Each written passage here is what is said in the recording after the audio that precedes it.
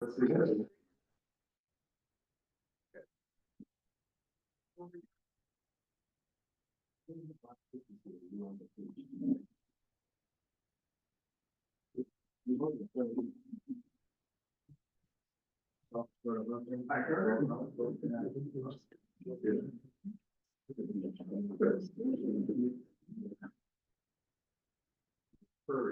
so calling the meeting to order of the Willington, Connecticut Economic Development Commission for Monday, October 28th, at 6:30 p.m.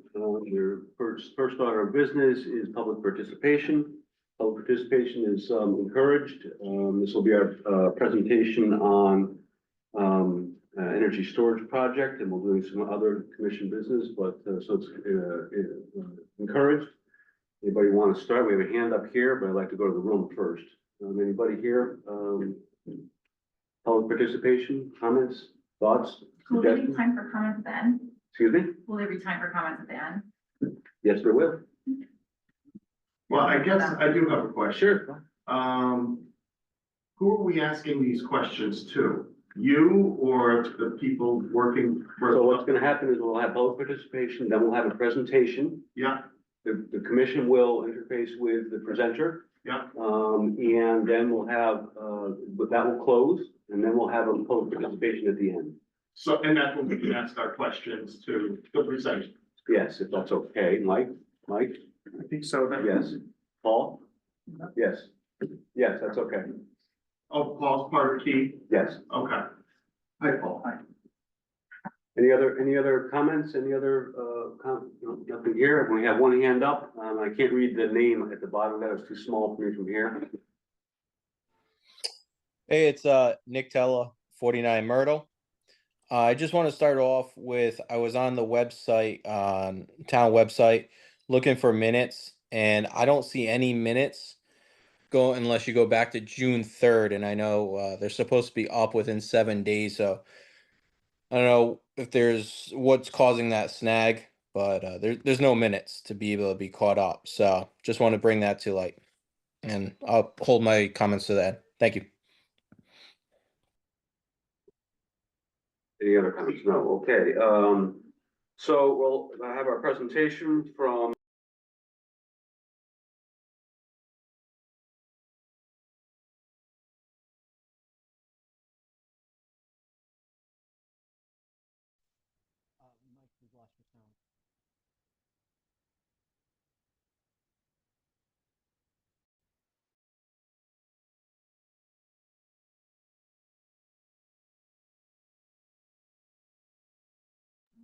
You guys are muted.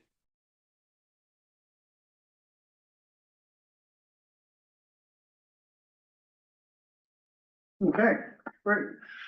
Thanks all for coming this evening. Happy to go through this battery energy storage project proposal with everybody. With me tonight is Madison Holiday.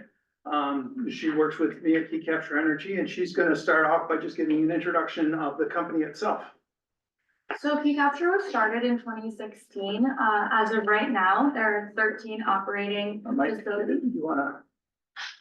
Are you getting a clicker or are you? Yep, I can do it just to. Okay. So there Go forward one more there, Mike. There we go. So we'll go the way. are 13 operating facilities in Texas and New York, totaling 623 megawatts of energy. That's enough power for reference to electrify about 500,000 homes. In Connecticut itself, there are 7 projects in development, which are totaling 320 megawatts. Beyond that, Key Capture is headquartered in Albany, New York, but our biggest office is in Houston, Texas. So moving on to some of the larger ideas about battery energy storage itself, if you want to move on to the next slide. So the biggest benefit of battery energy storage is enhanced power reliability. So the way that the grid works right now is supply has to meet demand instantaneously, and mostly we utilize petroleum products to do so because you can burn it immediately and the energy is immediately available. What battery energy storage does is it takes any surplus and it saves it to dispense at times of higher demand. This allows for lowering peak demand and for allowing deeper penetration of renewable resources. In other words, things like solar and wind energy cannot be turned on and off like that. The sun is not always shining and the wind is not always blowing. So the way battery energy storage allows for renewable resources to kind of be more useful to us is that it does allow solar and wind energy to be dispensable in the same way that oil is without the emission of fossil fuels. So some examples of peak demand times would be when businesses are using a lot of energy, whether that's for manufacturing or just any regular business hours. Another large peak demand time would be really, really hot days when people are using ACs and businesses and homes need to cool themselves down. So battery energy storage can dispense stored surplus energy that might have otherwise had to be burned petroleum and use clean energy instead.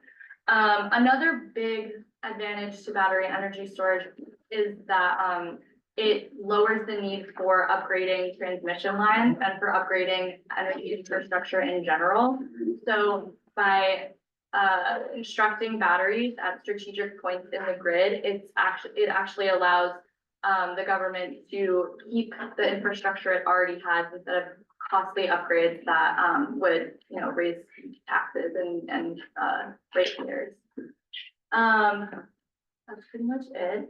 I'll add just a couple of comments also to some of the things that Maddie was talking about. And one of the major challenges that we have with energy in New England that's increasing is winter reliability. And so when you have right now, about 60% of New England's energy is coming from natural gas. And when you have a really cold peak period in the wintertime, say a January freeze for half a week or 10 days, what will happen is everybody who is heating their homes in Massachusetts and Connecticut with natural gas obviously has that demand for natural gas at the same time that there's the demand for natural gas to be generating electricity. And it's been putting a constraint on natural gas resources coming into New England in recent years. And so that's one of the reasons why Connecticut, Massachusetts, Maine, and Vermont and Rhode Island all have goals to increase the amount of energy storage in all of those states. And so one of the things that we're doing here is we're working on projects that actually help the state meet its goals. We'll go on to the next slide, Mike. Okay, I'm gonna take a little bit of time just to kind of talk about how the battery structures work and how they're made up. And so you can kind of see from the images here, the batteries are made up by a number of cells that are all encased into, those cells are about the size. Yeah, I'm sorry to interrupt. So before you get into the technical stuff like that right there, which I very much want to get into.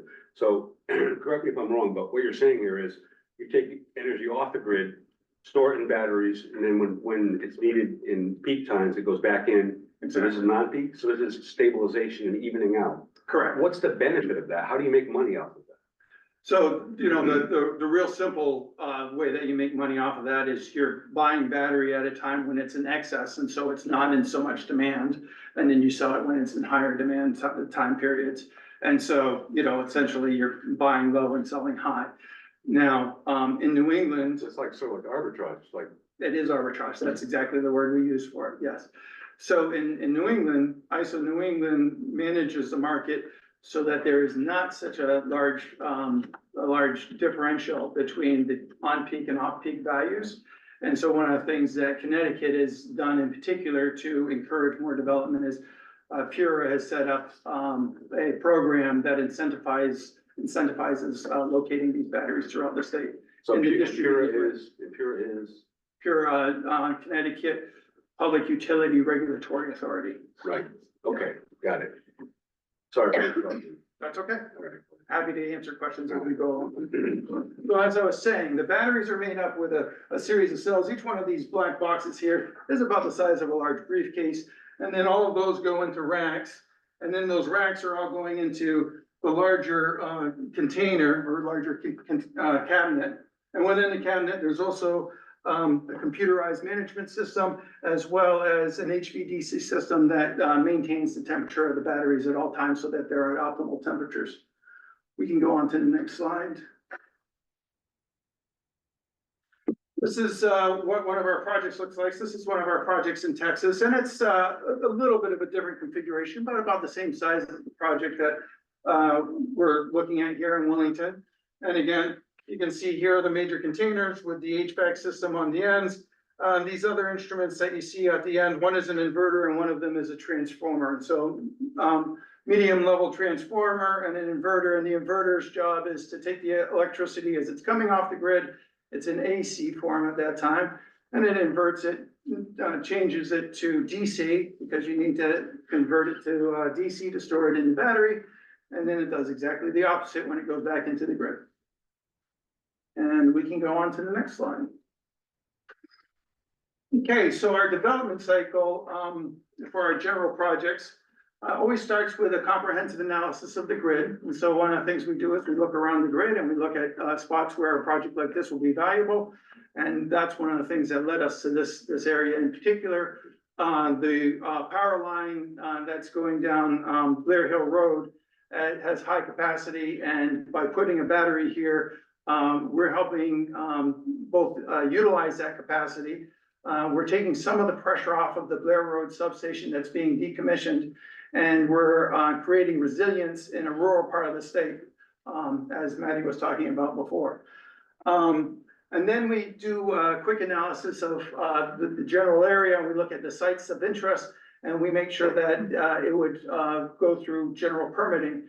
And then we start to explore different land positions, and we talk to private landowners, and we see if we can come up with land agreements with those private landowners. And in particular, we have a land agreement with Donna DeWolf. Actually, her property is at Village Hill Road, and with her son next door at 83 Village Hill Road in Stafford, I'm sorry, thank you.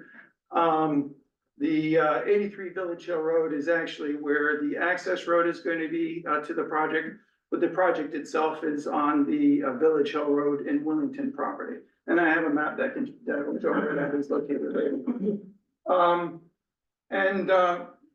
Right now, so we've gone through permitting. We submitted our permit application at the end of 22. At the same time we submitted our permit application, we sent notice to the state, we sent certified notification to all the abutters in the area, as well as the town of Stafford. And then we submitted our permit application to the state of Connecticut, went through a 6-month permit review with the siting council, and the permit was approved in 2023. And now we're just going into the final engineering and design portion of the project, and we plan on going into construction towards the latter part of 2025. We can go to the next slide, Mike. I'm sorry, to go back one, you said late in 2025, what happens again? We'll start going into construction. Any other questions on that?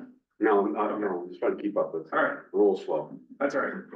Like I said, don't hesitate to interrupt me if you have any questions. So again, this is the project area that we're talking about. Here is the main parcel, and then this is the parcel where we have an access road. On the main parcel here, the project is about 900 feet back from the road. It's back here in the woods, somewhat of an isolated area. The access road that we're using is actually going along the pathway of an existing woods road that's in there. And so we'll be improving that woods road for construction vehicles, et cetera. But it is using an existing road bed, and so that minimizes some of the clearing that we have to do. The property itself is a 65-acre property with the road and the power line. Oh, the power line, I should point out, is actually going down the opposite side of the project property and connecting here on Blair Road. The power line going down Blair Road has the capacity for this project. The power line going down Village Hall Road is a lighter capacity line that doesn't have the robustness to carry the energy from this project. Let's see. As we're building the project, they'll be creating about 21 construction jobs for about a 1.5 year period. We'll be spending about $3.2 million in the region in wages. And the project is expected to generate about $1.2 million over a 20-year lifetime of the project, in property taxes or on private property taxes, 1.2 million? approximately correct. We'll go on to the next slide. So again, this is a zoom out of the map that I just showed you. Here's Village Hill Road, here's the subject property, Blair Hill Road coming down this side here. In our current development status, we have valid land agreements with Donna DeWolf and Nicholas Bacon. We've had meetings with the town of Willington and Stafford where we presented this information or similar information. Obviously, this is updated since then, but we presented that information to town officials in 2022 and 2023. That included town officials as well as local emergency responders. We like to reach out to the emergency responders early in the process and keep them informed about the project as we go forward.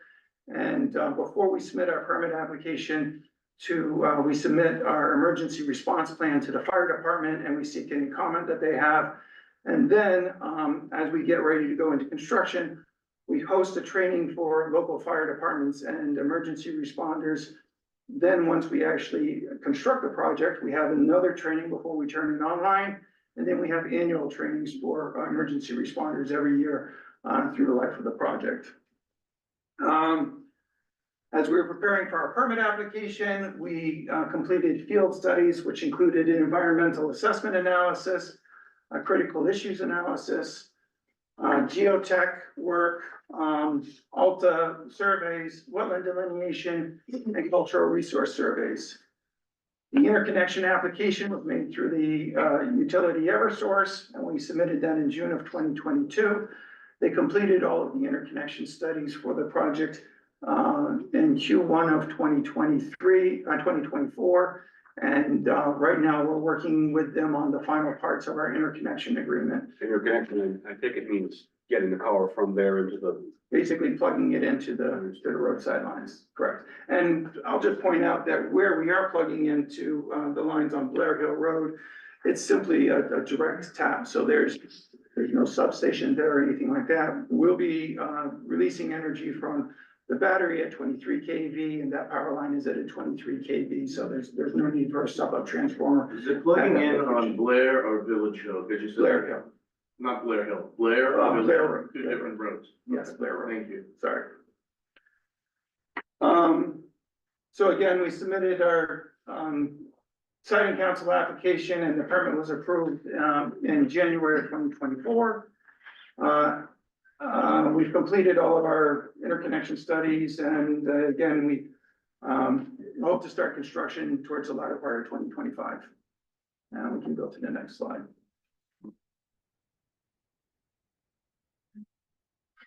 So I think I've communicated most of this early on, but we've done introductory meetings with town officials and fire department. The Connecticut Siting Council application, notifications made to all the abutters and towns within 2,500 feet of the project. Training sessions to be held with emergency responders. And the site itself will include actionable signage that includes 24/7 contact at all times. 24/7 contact? I don't quite understand. So if anybody ever has any questions at all about the project or the Okay. site or needs to get in touch, there'll always be somebody 24/7 that you can contact immediately about the site. I got it. The site is always monitored 24/7 with remote monitoring. Yeah, that's right. And that remote monitoring includes automated monitoring as well as human resource oversight of that monitoring. So there's always an individual monitoring the site on top of the automated monitoring. 24/7. And they're looking out for what, vandalism, stuff like that? Vandalism, overall performance of the project, managing the energy in the project. One of the things with these projects, if we talked about arbitrage earlier, sometimes those opportunities to release energy can come in very short periods of time. And so one of the issues about the project is managing it to its optimal time period at all time and always responding to market signals whenever the market is available for us to inject into the market. Is that security eyeballs or is it automated? It's both. Both. Well, automated, not eyeballs on the ground. No, but Automated and yes, but again, there's an individual, human being who's monitoring the site at a remote location at all times. Right, and then it's also automated, like there's And something wrong at that automated, site? Yes. Got it. Well, with, you know, alarms, notifications, all those other things as part of the automated. We can go on to the next. So here's our site plans, the permanent site plans. If anybody wants to, the full set of site plans on the Connecticut Siting Council site. If you want to look at the full site plans, you can go onto the Connecticut Siting Council website and see them all. But again, we're coming in with an access road here that goes along an existing wood road. There's the project, and then a permanent stormwater detention basin right there. The project avoids any impact to the wetlands. There's some vernal pools down in this area here, but we're far enough away from those vernal pools not to have any impact on those.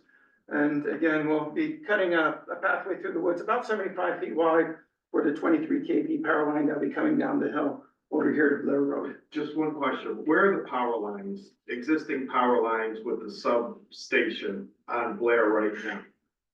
On that grid, on that grid, where? Where's the substation? Where's the The substation is approximately here, Okay, and the power lines are here, and we're just doing a direct tap to the power line right on Blair Road. try to.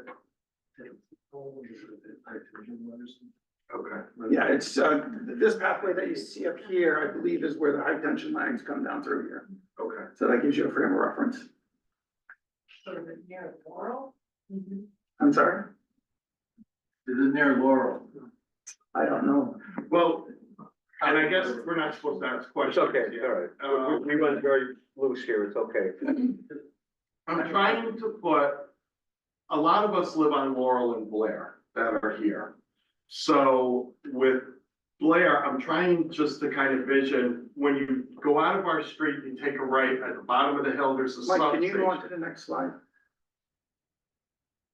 I have, And sorry to interrupt you. that's but okay, I have a couple other maps here that I can show that might, I'm trying to get a illustrate. visual, and others would probably like Yeah, a visual. I have some other, So to see where exactly this thing is going to be. understood. Actually, Mike, will you keep going a couple slides further?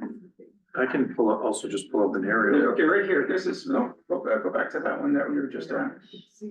One, yeah, okay. Is there So- a substation? I'm sorry, go ahead.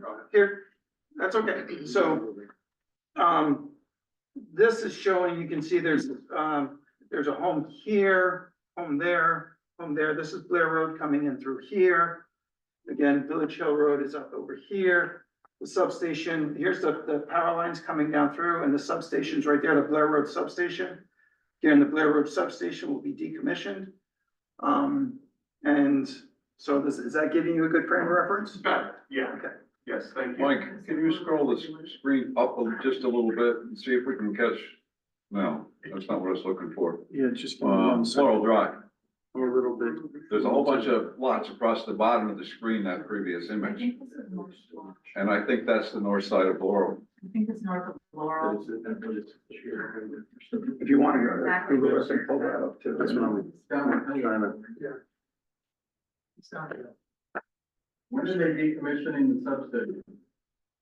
That's all Eversource is working. I don't know their schedule on that. Is this a replacement for No, it's not a replacement for that. It's two entirely separate activities. We filed for our interconnection. When we did, our original intention was actually to run a wire directly into the substation. And Eversource informed us at the time that the substation was being decommissioned. And therefore, we decided to go straight to the direct tap instead of going into the substation. And so that's how we know about that. Okay.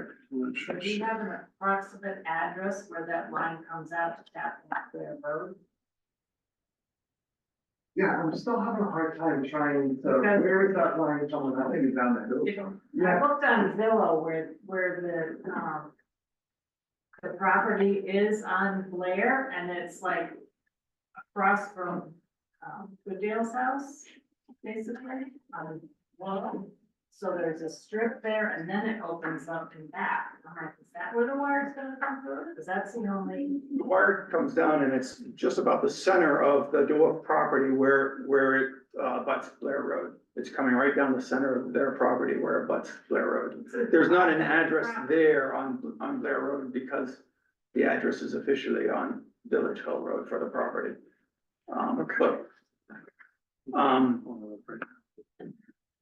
And I can't tell you the abutting addresses off the top of my head, but I'm happy to look them up and provide them. Yeah, it'd be nice if we knew the cable's coming after this address and before that address, you know, coming out there, kind of get a visual. Sure.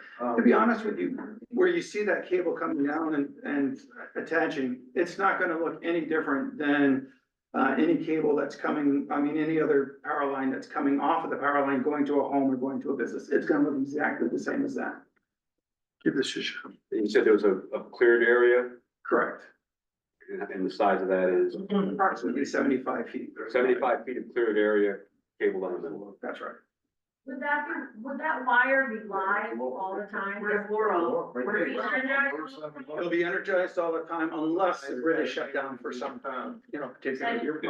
And it's carrying the same amount of water as the normal power line? Correct. It'll have the same exact voltage as the power line that's going down the road. If you can also, It'd be double the regular grids, power lines, and then this power line to deal with.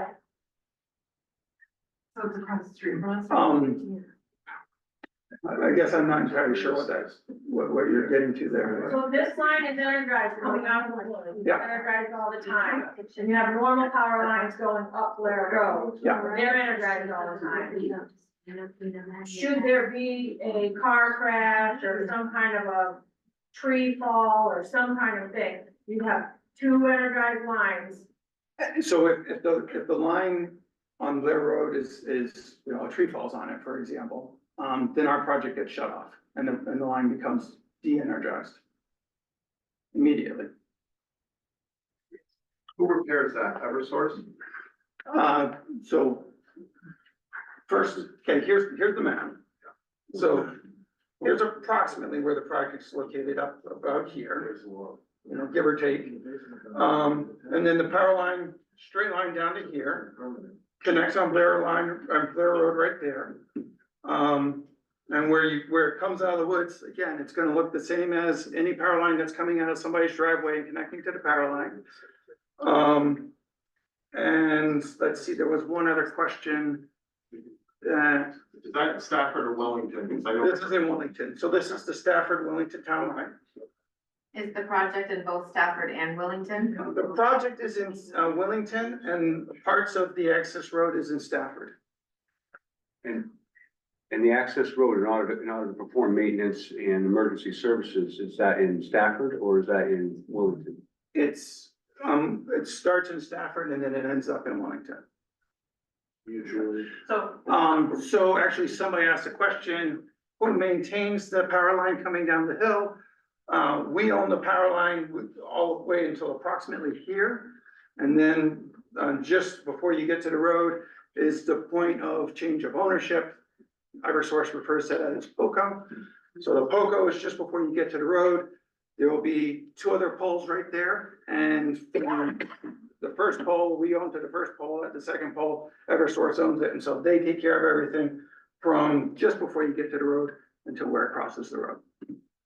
Can I ask for clarification on something? You just said that the power lines coming from your facility to Blair Road and connecting to the power lines on Blair Road look the same as the drop to anyone's house. Correct. And that's incorrect, because you're talking about a 23 kilovolt Maybe. line.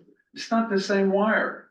It's the top wires on that line going down Blair is what your wires are gonna look like, Understood. not the drop to a house. I don't want these people to get the wrong impression of what you said. Okay, well, where it comes and where you see the drop going to the poles, you're gonna see a direct tap onto the lines. Understand? And three lines coming across, just as though it was going to a manufacturing business. And it'll look the same as it does coming from a home where there's no other major equipment there. There's not gonna be a substation, there's not gonna be major transformers up there. Simply lines coming across and clamping onto the existing I line. understand what it's gonna That's be. what I'm trying to communicate. What is the 23 kilovolt? It is a 23 kV line, So it's it's the the same as the topmost roadside three-phase line that's on the road right now. Okay. Correct. Okay. We go back to the slideshow. Sure. Let's see, which one?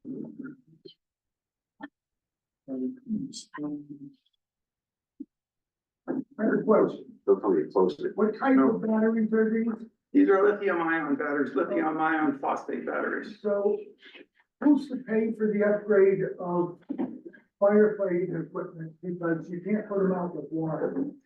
So I'll get onto that, and there shouldn't be any need for upgrades for firefighting equipment, but I'll go through detail the industry standards and recommendations for response to any kind of an emergency event. I have some of those slides in there. Excuse me, I have a question before we move on from the location. Sure. Is this project gonna be visible from either Blair Road or No. Village Hill? No, will not be visible at all. So let's go to the next slide, Mike. Okay, so again, I'm just gonna take a quick, go through these slides. I mentioned the wetlands before. Here's the results of the wetland analysis and delineation that we did. I mentioned the 2 vernal pools there within the wetland, and we avoid all of that. There is a small stream crossing where we're getting approval from Army Corps of Engineer to do the stream crossing with our access road, because there's an existing culvert there that's caved in, and we'll be replacing that with a new and much larger culvert. We can go on to the next slide. This is natural diversity database for wildlife. And there are no threatened species identified by the state of Connecticut. And we did do whippoorwill surveys and also surveys for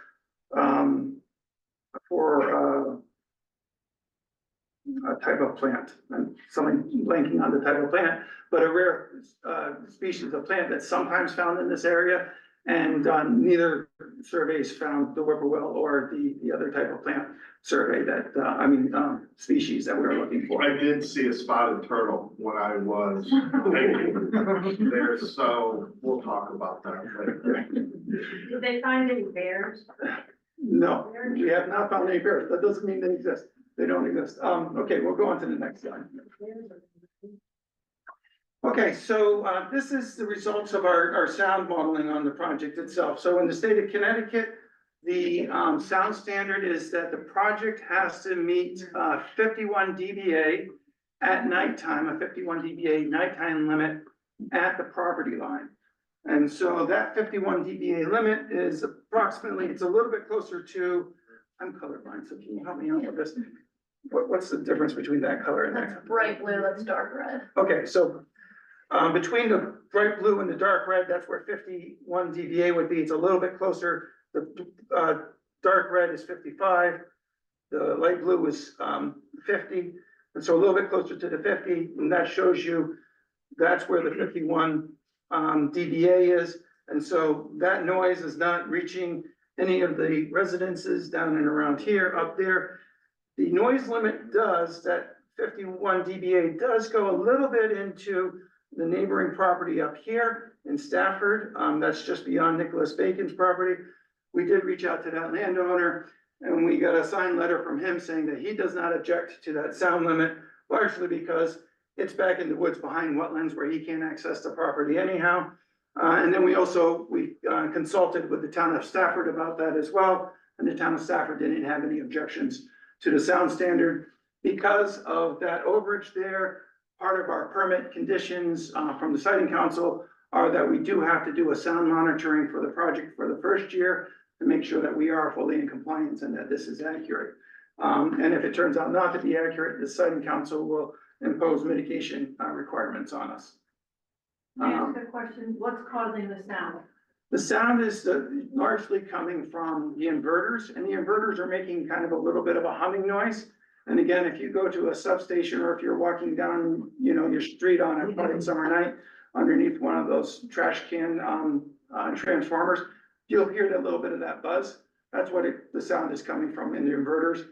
Because there'll be 4 on site, and they're a little bit larger, they create a little bit more than that trash can. But it's very similar to that type of sound. But again, out here in the woods, this is all surrounded by trees. That sound is not gonna propagate onto any of the neighboring properties, with the exception of that one I pointed out in the north. According to the website, it said that it was characterized as not being louder than a refrigerator. That's about what you would say? At the 51 dBA, correct. Yes. How many feet is represented in that turquoise blue circle? I'm afraid I don't have a scale here, but again, you know, if we know from here to there, it's about 900 feet. I'm gonna guess from there to there is probably about 200, 150 feet. But we could take an exact measure if you'd like, and provide that to you. No, just curious, thank All you. right. Okay, we can go on to the next slide.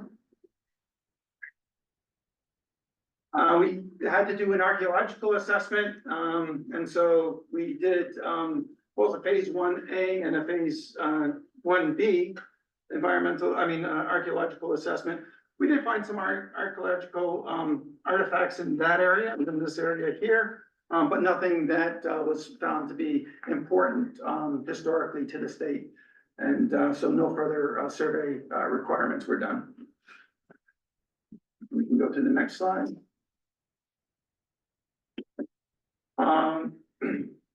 Environmental and alternative analysis. Again, we started with the project being located a little bit further north, closer to the town line.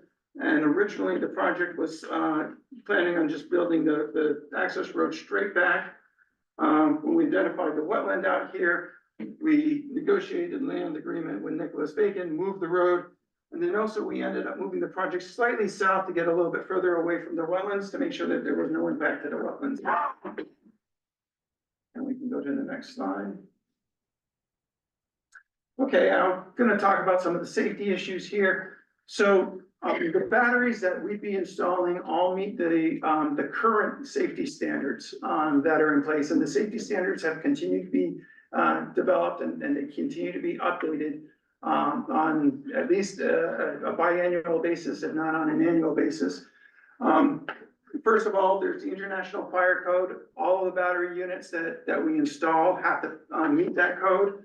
And then the NFPA 855/2023 edition safety standards that includes fire protection systems, explosion protection systems, and automatic fire alarm and detection.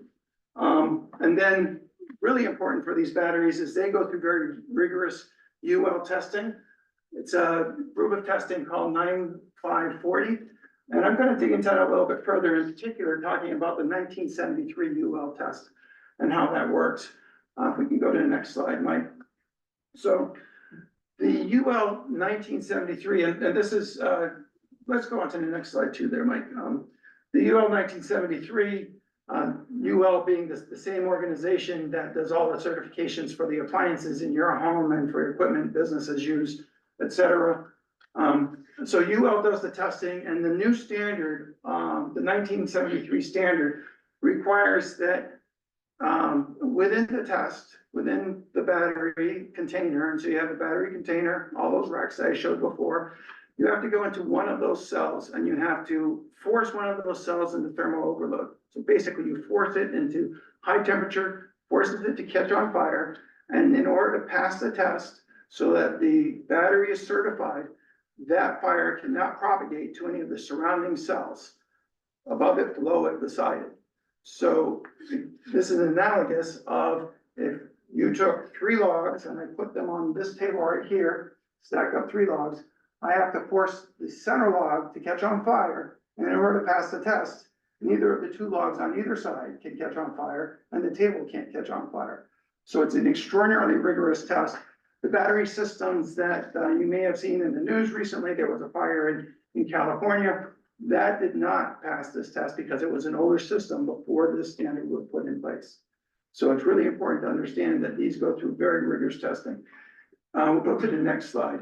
in addition to the testing, there's several layers of protective safety. We start off with prevention, talking about the cell makeup where we break down the cells and we spread them out, and there's you can't propagate fire between them. Then there's firewalls between the racks of cells themselves, and then the containers they are in are all fireproof containers, steel boxes that are fireproof. And then, so there's the makeup of the system, and then there's the system software itself that's constantly monitoring each individual cell and knows how each individual cell is performing at all time. And if any one of those cells starts to perform outside of its normal range, then it can shut down that individual cell, or it can shut down all of the cells around it, or it can shut down the full system if it needs to, all done automatically by the sensors. And then also, I mentioned before, there's the liquid cooling system that's in there that's constantly monitoring the temperature so that the batteries are always within the temperature range that they're supposed to operate in. Then on top of that, we have the detection level where we have the cell level monitoring. I mentioned that before, but they're always monitored. If they start to go out of their range of performance, they're shut down. Then there's fire and gas detection. And so there's both heat and also gas detectors within the cabinets themselves.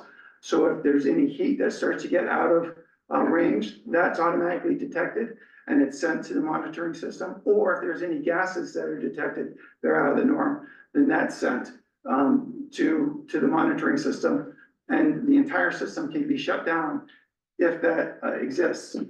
And then again, there's the modular design, there's the enclosure design, there's the site design. Then there's emergency ventilation. So if those gases do start to build up, there's a ventilation system that comes on and it extracts the gases so that explosion can't happen. And so that avoids us getting into an explosive situation. And then again, as I mentioned before, all of the systems, all the containers are designed for fire containment and control. And so somebody asked before about whether or not the fire department will need specialized equipment. There's no specialized equipment that's needed. If one of the cells does go into thermal overload and does catch on fire, then we shut down the system. We isolate that cell, we ventilate that so that there can be no explosive gases that are built up. And then that cell itself burns out. The fire department shows up and the only action that they perform is control and contain. And so they're going to leave that container that's affected alone, entirely alone, and only make sure that the surrounding area remains cool so that if there's anything that gets very hot, it does not propagate to any of the woods, any of the other containers, any other equipment in the surrounding area. When the fire department shows up to perform this action, they all do it from outside the project area. So the fire department personnel do not need to go into the site itself, don't need to go in, and we don't want them to go in and open up the equipment or access the equipment.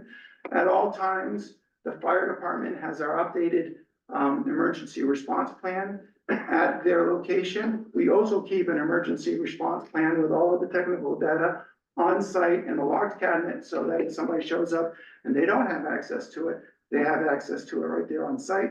And again, our team is monitoring this 24/7. If they find something that goes outside of the realm, they notify the fire department at the same time that they notify our technicians, and our technicians are dispatched to come and meet with the fire department and work and coordinate with them to control the situation. Yes. From where? Your technicians come from where? So right now, our technicians would come from just south of the Albany area. As we start to increase our presence in Connecticut and Massachusetts, we'll start hiring Connecticut based technicians. Typically speaking, we hire 2 to 4 technicians for every 6 or so projects. And so we don't have any projects operating in Connecticut. I mentioned before, we now have 4 projects that are, there's 3 that are permitted and 1 more that's going through the permitting. Once those go into construction, that'll probably give us the mass to then hire a Connecticut technician. So the technicians would be approximately an hour and a half away. Just real quick, you mentioned that it releases the gases. Yeah.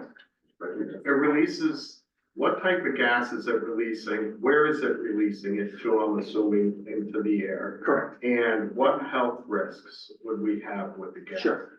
So, a lot of what I'm saying right now is covered in the upcoming slides. Okay. So when we get, no, it's all right, I don't mind answering the question, just telling you, when I get to those slides, it's not that I'm trying to short circuit No, that's anything, okay. but we can kind of bounce through them. Yeah.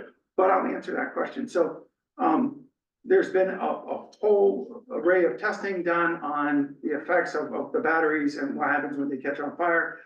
The main gas buildup that's coming from the fire, when there is a fire, is coming actually from the materials that are housing the cells themselves. And so the battery, I mean, the fire off-gassing is very similar to a home construction type of fire, because the materials that are coming from there are largely plastic and structural materials that are housing the batteries. Now, so it's similar to any other structural fire as far as the gas is coming off. As they're pulled out of the system, they start to dissipate. And we've done plume studies. We have a plume study being done for a project right now at the same size of this project. And within a 50 to 300 foot radius, depending on wind conditions, the gases dissipate so that they are no longer measurable. And I have some additional data and some other slides that demonstrate some research that were done on 3 New York battery fires that happened within the last several years, and we'll go on to that. Let's go ahead and bounce to the next slide. I mentioned before the emergency response plan kept on site, updates are always sent to the fire department. One of the key things about the emergency response plan is we treat this as a living document. And so we're always updating it as we learn and we update our safety practices. And that's always part of our communication and coordination with the fire department and our training with the fire department. And as we interact with the fire department, if they have good suggestions, we'll incorporate that into the emergency response plan. And so this is, again, we call it a living document because it's always growing, changing, and improving. And as we improve it, if there's a new condition, we always share that with the fire department for them to keep on in-house as well as on-site. You can go to the next slide. I talked about, this is all relating to how we respond to the fire. Again, basically contain and control. We'll move on to the next slide. Next slide. Again, here's the fire response that I talked to, and 911 contact emergency numbers, establish a barricade. So again, we don't want people going into the site. Fire department and everybody kept outside the fenced in area and responding if cooling water is needed in the surrounding area. That can all happen from outside the fenced in area. We take necessary measures to evacuate and care for any injured or unconscious personnel, extract them as quickly as possible and give them care. At the time of the event, we don't want fire departments doing troubleshooting or investigating. That's usually a postmortem type of an activity. The main thing is to contain and control and to keep it from spreading. And simply allow the fire to burn out. We can go on to the next slide. Okay, so I mentioned the events that happened in New York. There were 3 battery fires in New York in the recent years. And the governor announced a fire safety working group within the state, included a whole list of different safety departments in the state of New York, and they did a full analysis and review of the 3 fires. And the main takeaway from their analysis is that they demonstrated that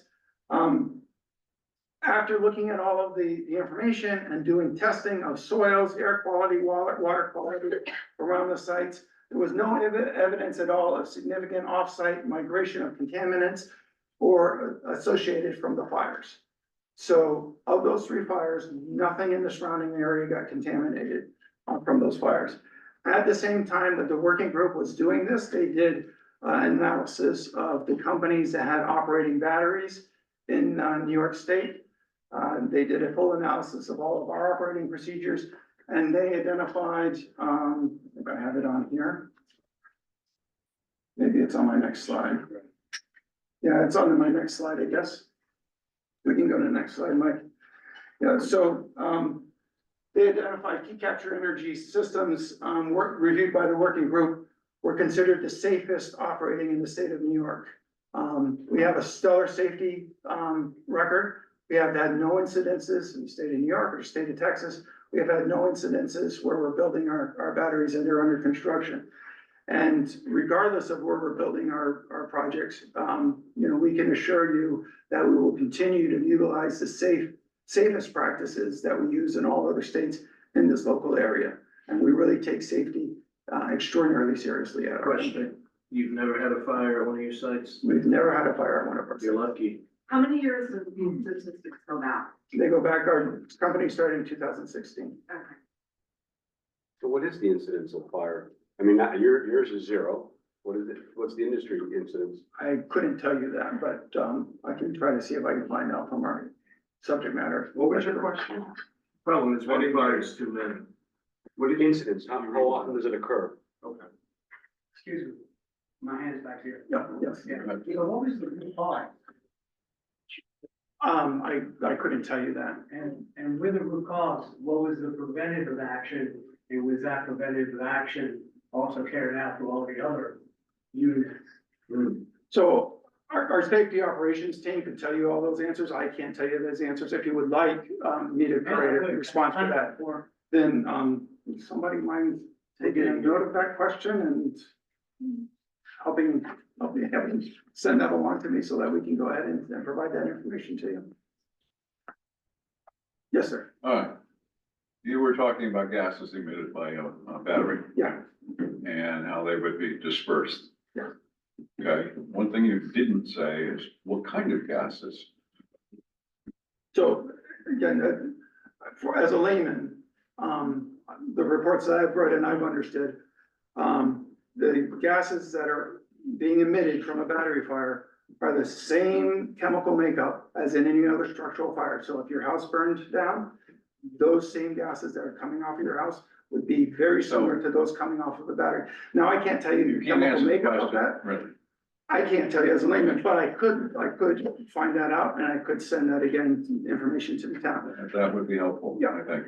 The other question, you made a comment about contaminants in New York, that none went off-site. Correct.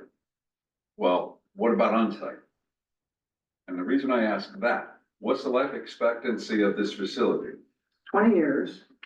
And what happens after 20 years? After 20 years, we decommission the battery and remove everything and remove everything, up to 2 feet underneath the surface, including all foundations and conduits.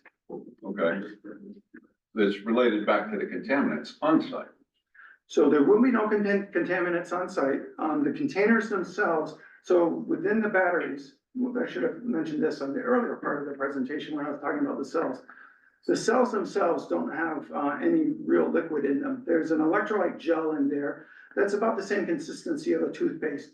So if you could somehow squeeze that box and squeeze something out of it, you're gonna get a little bit of gel that's out of there.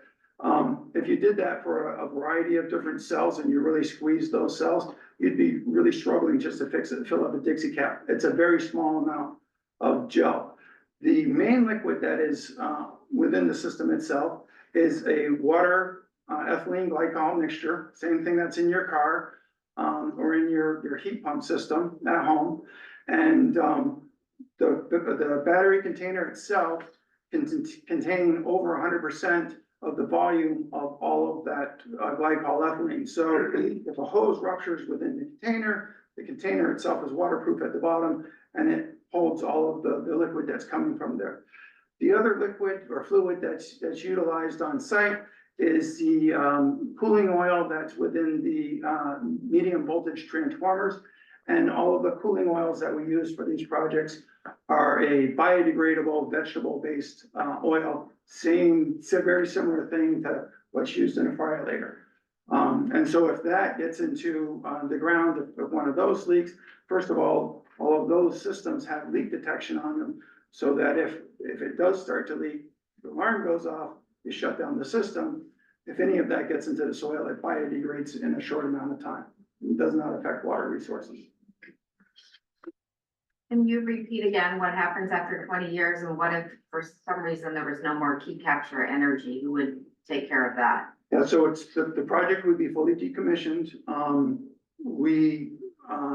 The scrap value of all of the material is at a higher value than, the cost of decommissioning it. And so the company that would come, you know, if it was left out there, somebody could come and actually earn money by decommissioning it.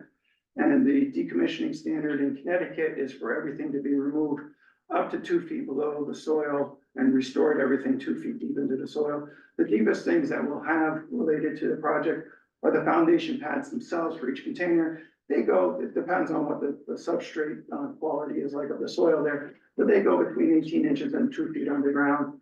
And then the other thing that we run is conduit. So all of our wiring is run underground in conduit from container to container, and that's run again between 18 inches and 24. So all of that would be removed.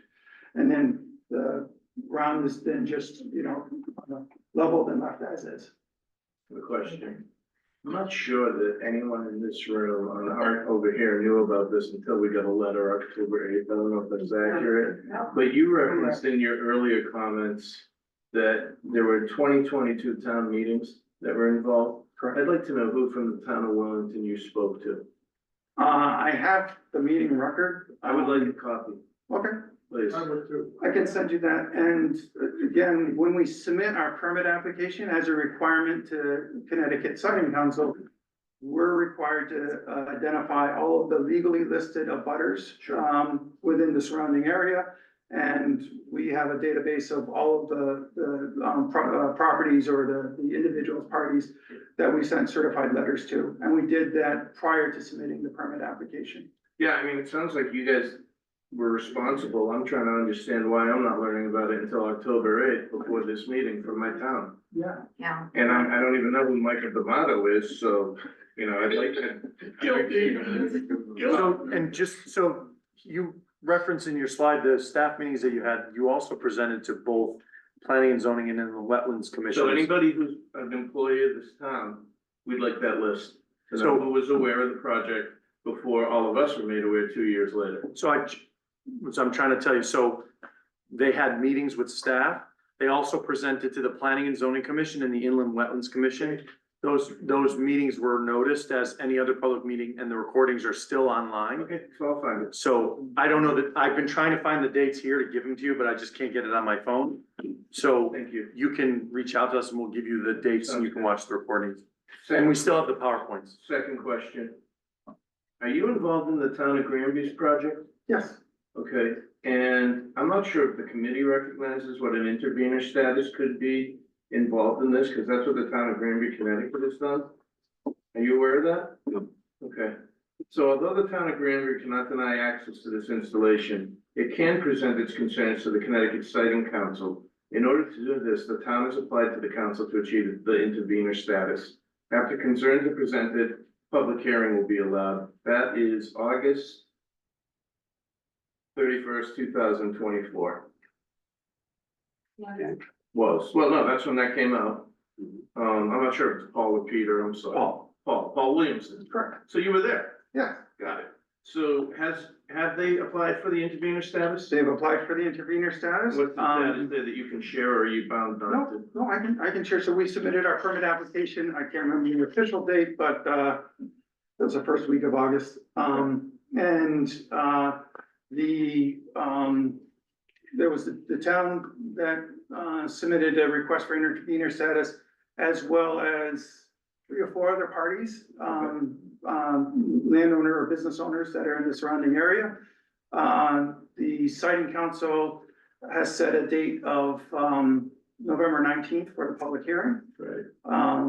And the statute for the final review of the permit application has it coming back to us, you know, in January or so for final decision on approval for that project. Okay, so how do we get the support of this committee, committee to do that, So to do the intervenor status? I'm afraid that the cows are, the horses have left the barn. That's the- Oh, great. So why is it? Because Another reason why, we submitted Well, we submitted our permit application, back in 2023. At the time we submitted our permit application, we sent notice to the town, we sent notice to the abutters. That was, and then within that notice, it provided You didn't notice? the permit. Across the street, I live across the street, no notice. Well, This is the first notice we got, October 8th. This affects me personally, as I live directly across the street from where the access road is going in. okay, When I go across the street and I talk to Nick and Don, I said to him, oh, I just got a letter. He goes, about what? And I said, about what's going on your property. And he says, oh, that's been going on for a couple of years. He says, you just found out about it now? I have an interesting question. to think about so- that. so I, Never know. just a real quick response to that. We looked at the public record, and this is the best we can do from our point of responsibility. We look at the public record, we find the legally listed abutter at each one of those properties and send a certified letter to each one of those addresses. So This we, letter got to all of us.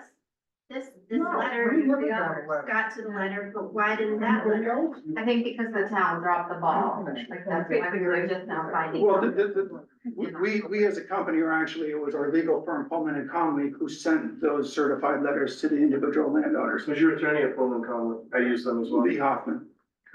Great, thank you.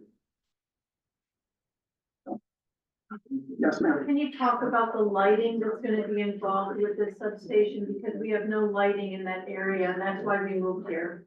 Okay, so again, it's not substation, it is a battery, but, so there'll be lighting on site, only used for working conditions. And so if there's, somebody coming in, it's November, and they're doing some maintenance on the site, and they need to turn on lighting to do the maintenance, lighting would be used for that, but there would be no all-time lighting at other time periods. Well, I have another question, and I don't know if you'll answer it. Since you said the efficacy of the project is 20 years, right? Are you purchasing the land, or are you doing a 20-year land lease with the property? We have a 20-year land lease with the Perfect. right to renew for 2 5-year Got periods. it, so you got a 20-year, but under that land lease, you're assuming almost like a triple net lease where you're paying the taxes and the upkeep to the land? Or is that falling on the property owner within the payment you're making? We have to pay for all the personal property taxes for the equipment itself and where the property is upkeep. located. Yes, So it's structured similar to what would be called a triple net lease, got it? So they have a 20-year lease with 2 5-year renewables. correct. Thank you. Back Yes, a ma'am. little bit on, the gases. Normal running, everyday procedure, what is it emitting into the atmosphere? Is it Absolutely any kind of nothing. Exhaust or anything? No, nothing at all. A hum and that's it. That's it. Nothing at all. I think he's trying to. Yes, ma'am. How many square feet are the batteries themselves? I mean, you showed a picture of like 10 tractor trailers. I mean, So each one of those containers is approximately 6 feet wide and 20 feet long. And our original design had 12 containers. We were using a different battery at that time, but we just filed a request to Eversource to allow us to change to a different brand, and we'd be installing 8 of those containers if they allow us to switch to that different brand.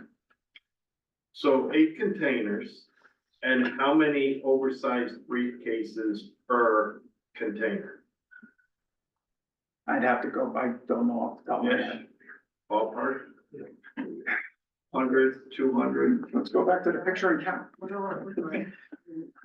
I mean, is it 10? I think, I'm gonna guess that you got 8 racks, 10 tall, so 80 batteries or 80 cells within each container.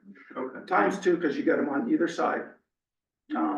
So 160 cells per container, I'm guessing, but I could give you a real exact number if you want.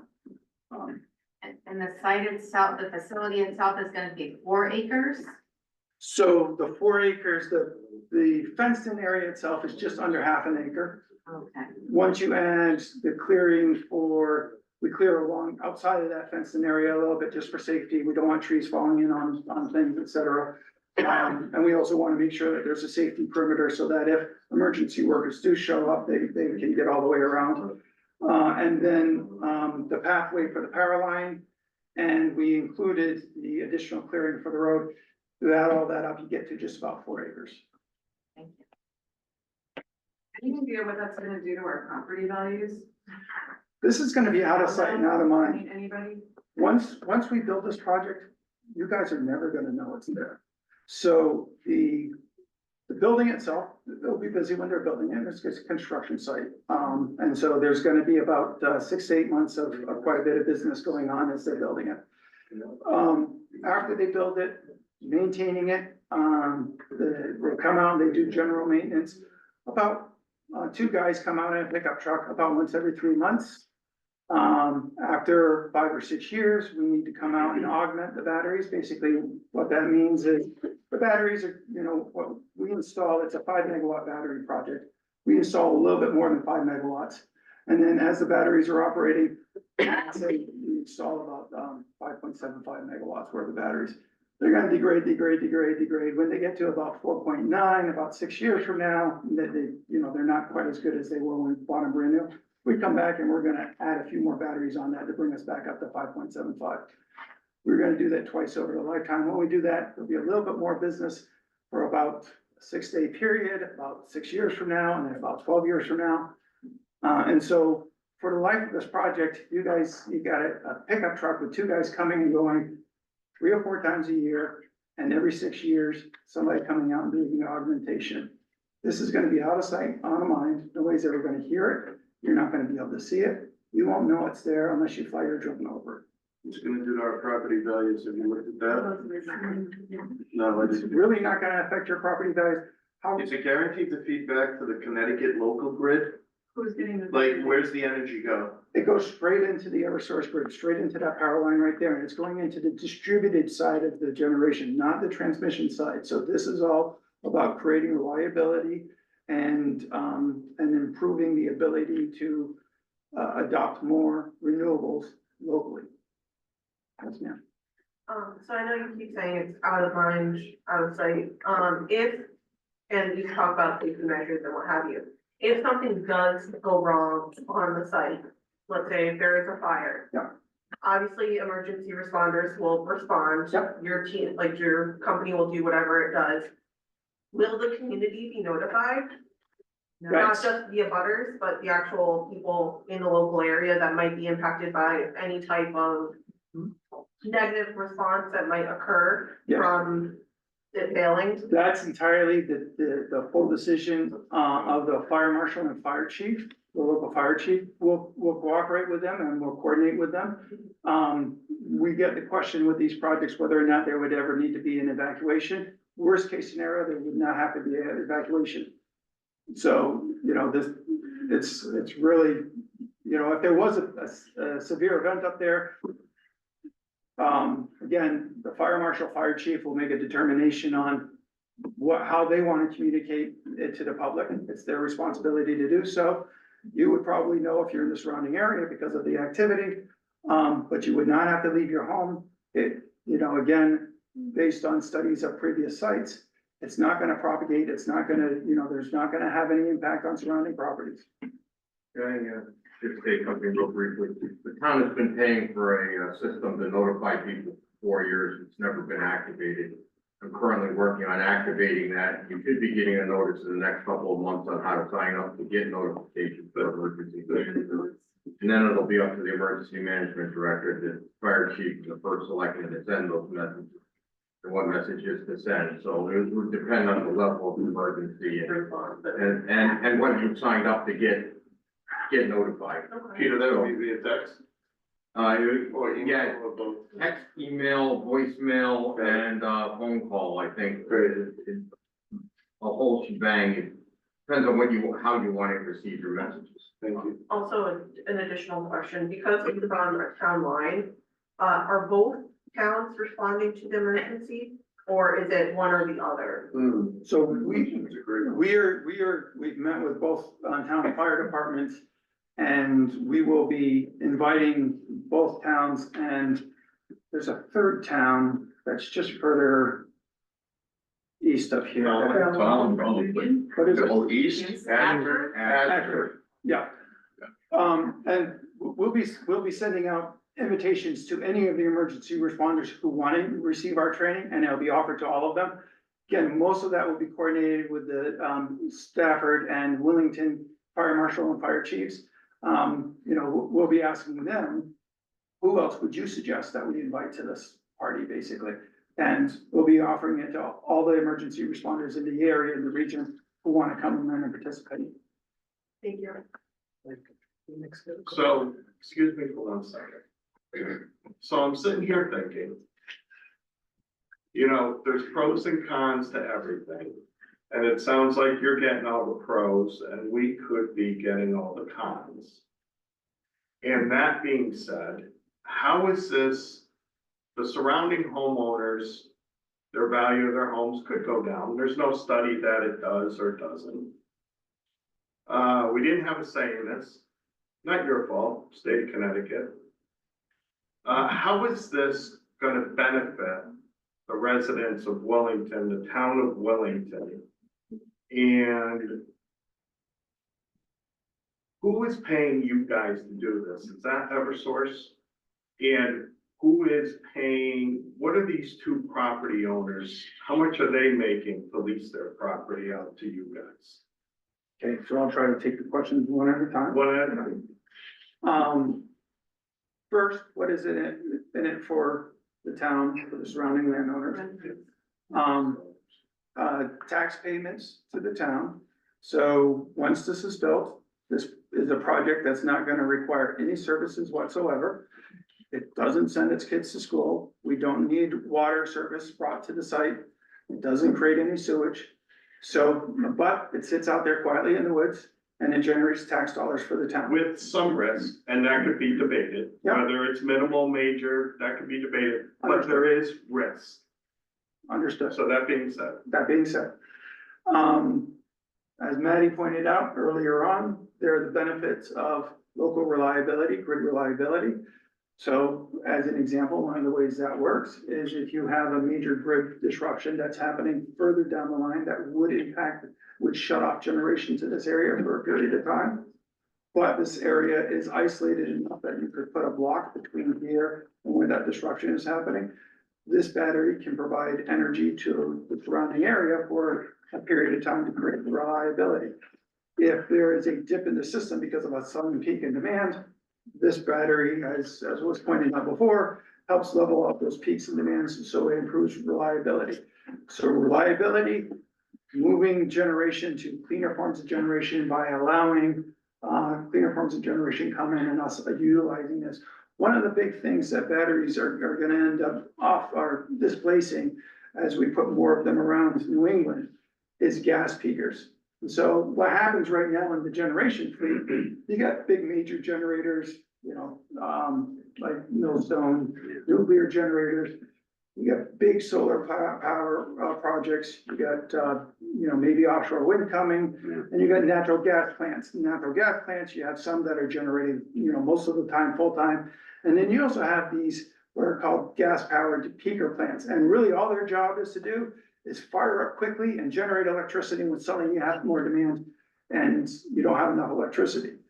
So Essentially a jet engine. it's a jet engine, yeah, comes on real quick and it creates a whole lot of exhaust and then it shuts off. With more batteries on the system, you need fewer of those. And before you actually remove those, they'll be used less and less and less with more batteries on the system because we can override those peaking areas. So you're really reducing carbon emissions greatly by the penetration of energy storage. And this is gonna happen over, this isn't, tomorrow morning, it's not all gonna be done. This is something that's gonna continue to evolve over decades as we improve the way the grid works in New England. You had three questions, I we think. did. Okay. The next question Remind me. was, well, because the storage containers are so close to Laurel Drive, then the delivery charge of power from there to our house should be a fraction of what we're paying now, I would think. Can I just try next now? Are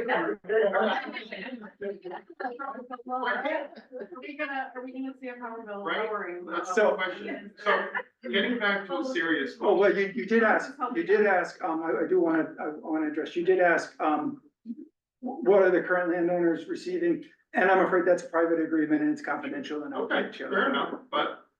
But they are receiving But they're lease receiving it payments. for 20 years. They're receiving these payments. They gotta be benefiting more than just be paying their land taxes, but I understand. So that being said, what is the town receiving from this? And when are you guys gonna start paying taxes like this? And how much are you paying? So, couple of things there to unpack. When we start paying taxes to the town, somewhere between delivery of equipment and when we go operational, and I think the deadline for filing, personal property is what, October first? So, depending on when that comes, the first year, there might be some prorated tax depending on how the construction schedule goes and when we deliver equipment. Once the project's all put together, and let's just forget about the first prorated year and when it's under construction, it's operating 2026. That first year going on to 20 years, we're paying taxes. According to Connecticut law, we're allowed to negotiate a tax agreement with the town. Our town assessor? And actually the town would have the ability to come and approve this this agreement. We negotiate it and then the town would approve it. And under Connecticut law, an energy project like this is allowed to negotiate an agreement with the town called a tax stabilization agreement. The goal at the end of the agreement should be that between year one or for the life of the project, the assessed tax should still be paid the full amount. But one of the things that you can do in that stabilization agreement is both parties can agree on what the schedule would be, and the schedule might be different than just a standard depreciation. And so, before I put up, there it I'm is. confused. It's estimated. Let me try to explain. Okay. Okay, so, and this is an estimate because we haven't done all the ordering of equipment. We don't have contracts in place for the construction. But the project would be assessed for, its taxes, and if we're paying $1.2 million over that 20 years, if you took your standard depreciation schedule, those upfront years would be really high taxes. And what we'd be seeking to do, and we'd be talking to the town, is a stabilization agreement that levels that out so that at the end result, the town still receives the same value, but the payment schedule is more levelized so that the town receives consistent payments for the life of the project.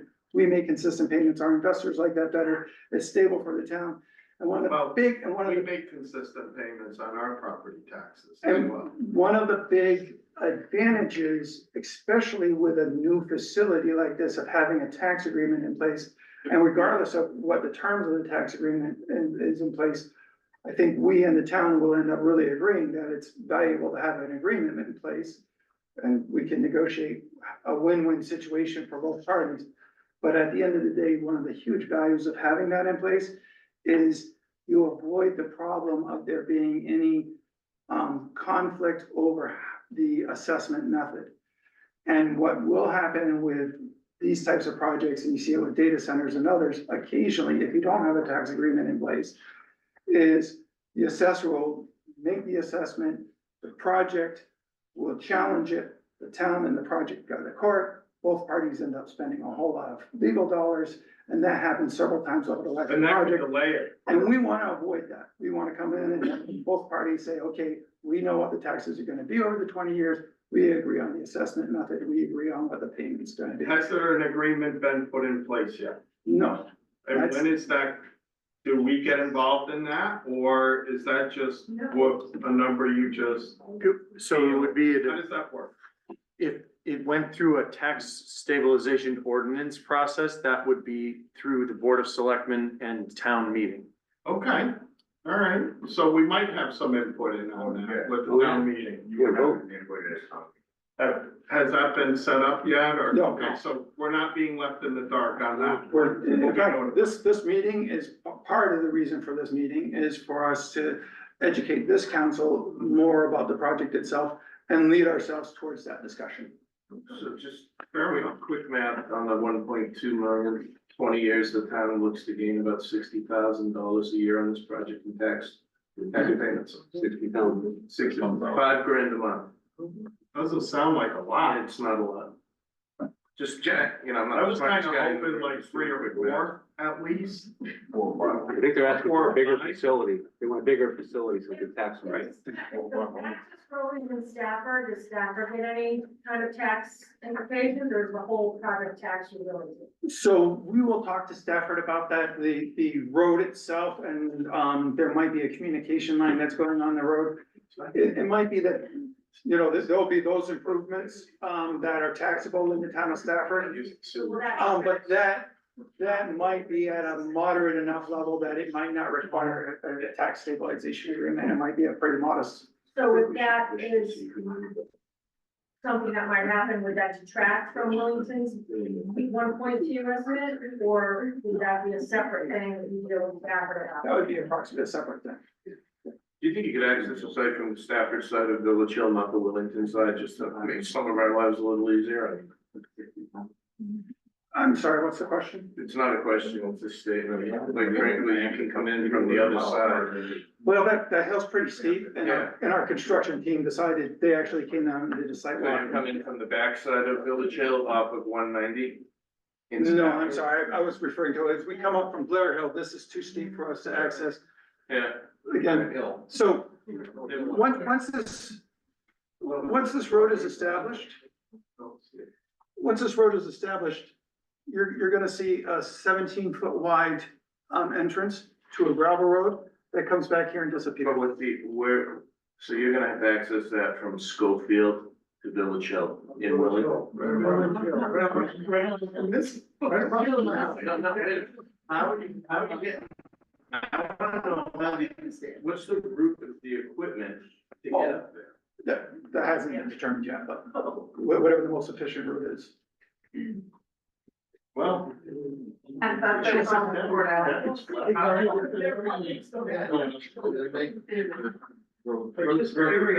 If we could have one conversation going at a time, that'd be helpful.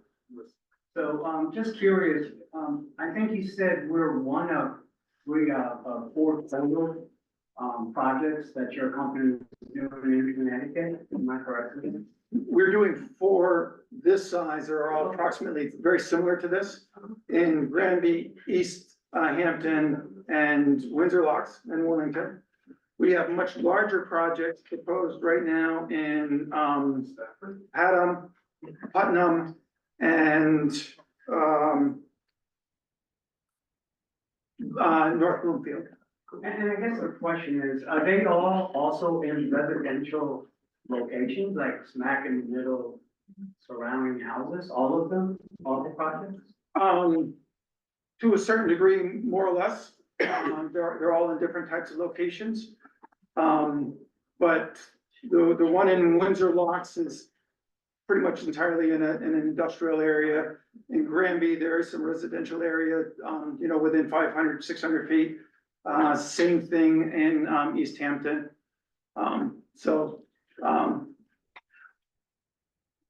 But, you know, honestly, this project is much more than needed for a buffer, a safety buffer from any residences. There's never gonna be any impact to any of the residences in and around the area. I understand, and you know, somebody could debate this one way or the other. I understand that there's concern about property values. I asked you the question, has anybody come and said, your property should be valued less because the Blair Road substation is there, or because that power line, corridor goes through there? It's electrical infrastructure. Once it's there and once it's operating, people will tend to forget about it. It's like many other things that, you know, it's new now, but, you know, 70 years ago, substations were new in the area. I think to your point, and you're a homeowner, I'm Yes. sure.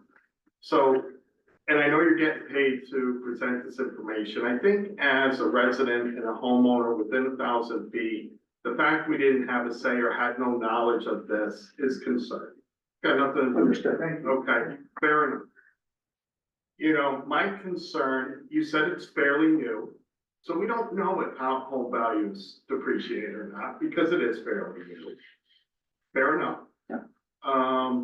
And I'm concerned that Willington's fire department of 6,000 residents can handle a fire or an emergency situation to cover that.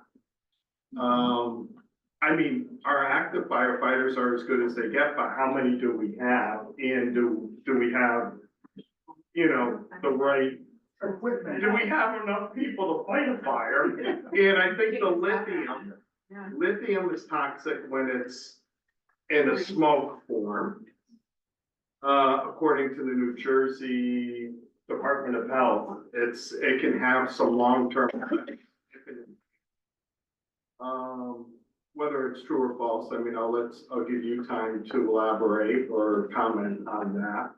And, I won't you know, comment on that, but we do work with a team called, the Fire and Risk Alliance, and if you, the town, want specific answers to that type of makeup, Yeah. they have the technical expertise to be able to provide those I answers. mean, we're a small town, you know, with a small budget. Yes. We live here because we don't want this type of, we don't wanna see, Industrial. you know, anything industrial. We wanna drive to that. So, you know, it is a little cause for concern. I do appreciate you coming, and I appreciate, it was very informational on my end, but, you know, we still have concerns and, you know.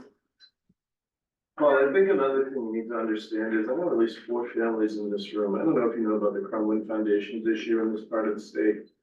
I don't know if you're from Connecticut. I know at least 4 people in this room that live on my road that literally had their house jacked up.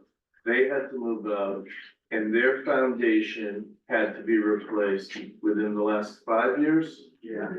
So like this, We've already been to feel, through the ringer. so the state gave us a little bit of money, maybe you got money from your insurance. What was the purpose of why did all that happen? We had bad concrete in the aggregate, there's chemical peritite. And so, I know at least 4, I know you raised your hand, 5, so like 6. If you had that happen. Yeah, right, so like, look, so the reality is, this isn't about you, I mean, you're doing a good job, we respect it, and I think you've handled it well, and we're throwing stuff at you. A little concerned like Tim is with what the town knew and didn't necessarily share, except putting it into meeting minutes, which I don't surf the Willington town website to read meeting minutes, you know? No, I'm sorry, Pete. So, like, the reality is, there is trauma for many of us already in this room who went through that, because if you can imagine, what, looking at your house up in the air, your foundation gone, and then just moving out. Steve, before that was the gun range. Right. To do a State gun police. on Amazon. The Amazon house. Let's round it back up. It's not about you, you need to So, understand. to kind, I appreciate that, and what I wanna, you know, come to you, you know, your community as is an information resource and a party that's willing to coordinate and collaborate and discuss And include. and talk about these Thank things. you. And that's been our intention from day one. You know, the truth is, I attend, I'm as guilty as anybody else. I attend more town meetings outside of my town than in my own town. Yeah. And I often look at the agenda and I think to myself, I don't do that on Tuesday night. Yeah. But we're all a little bit guilty of that. So it's a little bit of, you know, but I understand your point, and please let Maddie, actually, we had a third party, one of my colleagues named Gotham, who was supposed to come tonight, he has a stomach flu, but let us be the resource to work with your community as this goes forward. Yeah, I would like to see you as more of a partner than the enemy. Exactly, that's what we And, want. you know, I hope we can get to that point. Yes, and to the questions about the intervener status that was brought up before. Well, that is a process that is, you know, gives the town an opportunity to come in and participate. I happen to think that this conversation that we're having right this second is much more valuable than that. You know, again, let us be partner to you. Let this project be a small benefit to the community with as little impact as possible. That's our goal. And, you know, we'll work with your town leaders, your emergency responders, and do our very best to make that the reality. And a reduction in the energy delivery. Yeah, to the people. so- We appreciate that. Unfortunately, that's not quite how it works. So thank you for that. Did you have more that you wanted to go through in your? No, I've presentation? gone through the whole slide set. Covered what you need to Yep, cover? I've covered everything. I do just have one other question. Sure. I think it was, I do have- this gentleman had asked another one about, key capture energy. How are you getting paid for this? Is it from the state? So we get paid through the energy that we provide. Oh. And, you know, again, through that arbitrage, Connecticut Public Utility Regulatory Authority is going to be putting a small surcharge on what we get paid for the electricity that we provide. And the reason for that is because in New England, the market is purposely maintained not to be a large deviation between the on-peak and off-peak hours. And in order to be able to upgrade the grid to have these types of projects come in and provide the reliability, we don't get paid for reliability. We can provide reliability and we can provide the need for not having to replace that power line out there, but nobody pays us for that savings. And so Cura has put an incentive in there. The alternative economic model is what happens in Texas or ERCOT area, if any of you are familiar with that. In Texas, they don't have the same controls that we have in New England, not to allow a different price between on-peak and off-peak hours. And so in Texas, you have a major event where suddenly there's a whole lot, you know, a storm or something, an ice storm shuts down a whole bunch of power, constrains the gas, and they need extra energy. Our batteries make a ton of money because suddenly the prices have fluctuated and they go way out of control. But you've also seen stories in the news about somebody in Texas, you know, last month, their power bill is $200, and then a storm came through, and this month their power bill is $2,000. New England has controls to prevent that. So it's a different type of market structure. It's a long way of saying something more complicated. than Yeah, you we don't probably want. really have, I mean, at least at my house, there's not, we don't lose power a whole heck of a lot, you know? It gets unrelated. Well, knock on wood. Conversation. Well, what is happening, well, part of what we're doing here is part of an evolution of the change of the way our power system works, and that change is gonna happen over the next 20 or 30 years, and it's a significant change. So, Ralph had a question. I want to cut back to the property tax issue for a moment. That larger parcel, is that currently assessed under PA 490? I'm assuming that's, a farm. Yes. Yeah, Open it's space. no longer, it was for a while, but it's no longer, it's expired. That program, it's expired out of its tax exempt, or tax status Well- for that. No, you're obligated for, under PA 490, open space land, you have reduced taxes, you have a 10-year period by which if you sell or you develop, you're penalized, but it continues It's beyond been 10 years. taken out of that program. Okay, what does that do to the person who is leasing you that land? They did that Once- before we came and signed our lease. They did not have it in the open space anymore. I don't know Sure. why, but that, yes, Well, there's a significant difference in the tax revenue that's their between private what decision. was Right. and what will be. That's their decision, and they took it out some time ago. I can tell you, and it's different in the different states, but part of our typical agreement with a landowner, and again, this case doesn't directly apply, but if they have it in an open space or a forced tax program or something like that, typically our land lease will include stipulation in there that if the project causes any reclassification for a part of the land, we'll cover the additional increase in taxes. Well, I'm thinking about when you depart. What happens to the taxes on that property because they've been bumped out of the open space benefit. They'd have to start all over again, Yeah, I suppose so, yeah. which. But again, that doesn't apply here because the property is not in that designation. Okay. Okay, Any other questions from me? We got one in the back. So I guess my understanding is that this grid is just going to benefit really people off of Blair Road grid, is that right? No, No? the bigger region, Rhode Island, I thought I read underneath out. no, Where's the energy going? I guess it's like New England or is it? it's right here. gonna It's be- right here, it's in the Eversource area, it's gonna be here in kind of northwest Connecticut, like Okay. general area. Okay. Now, northeast, sorry, there's no way to, you know, I have this conversation with lots of communities that I've worked with. And I've worked in a variety of different renewable energy spaces too. When I did wind power up in Maine, they would say, but is all the electricity going down to Massachusetts?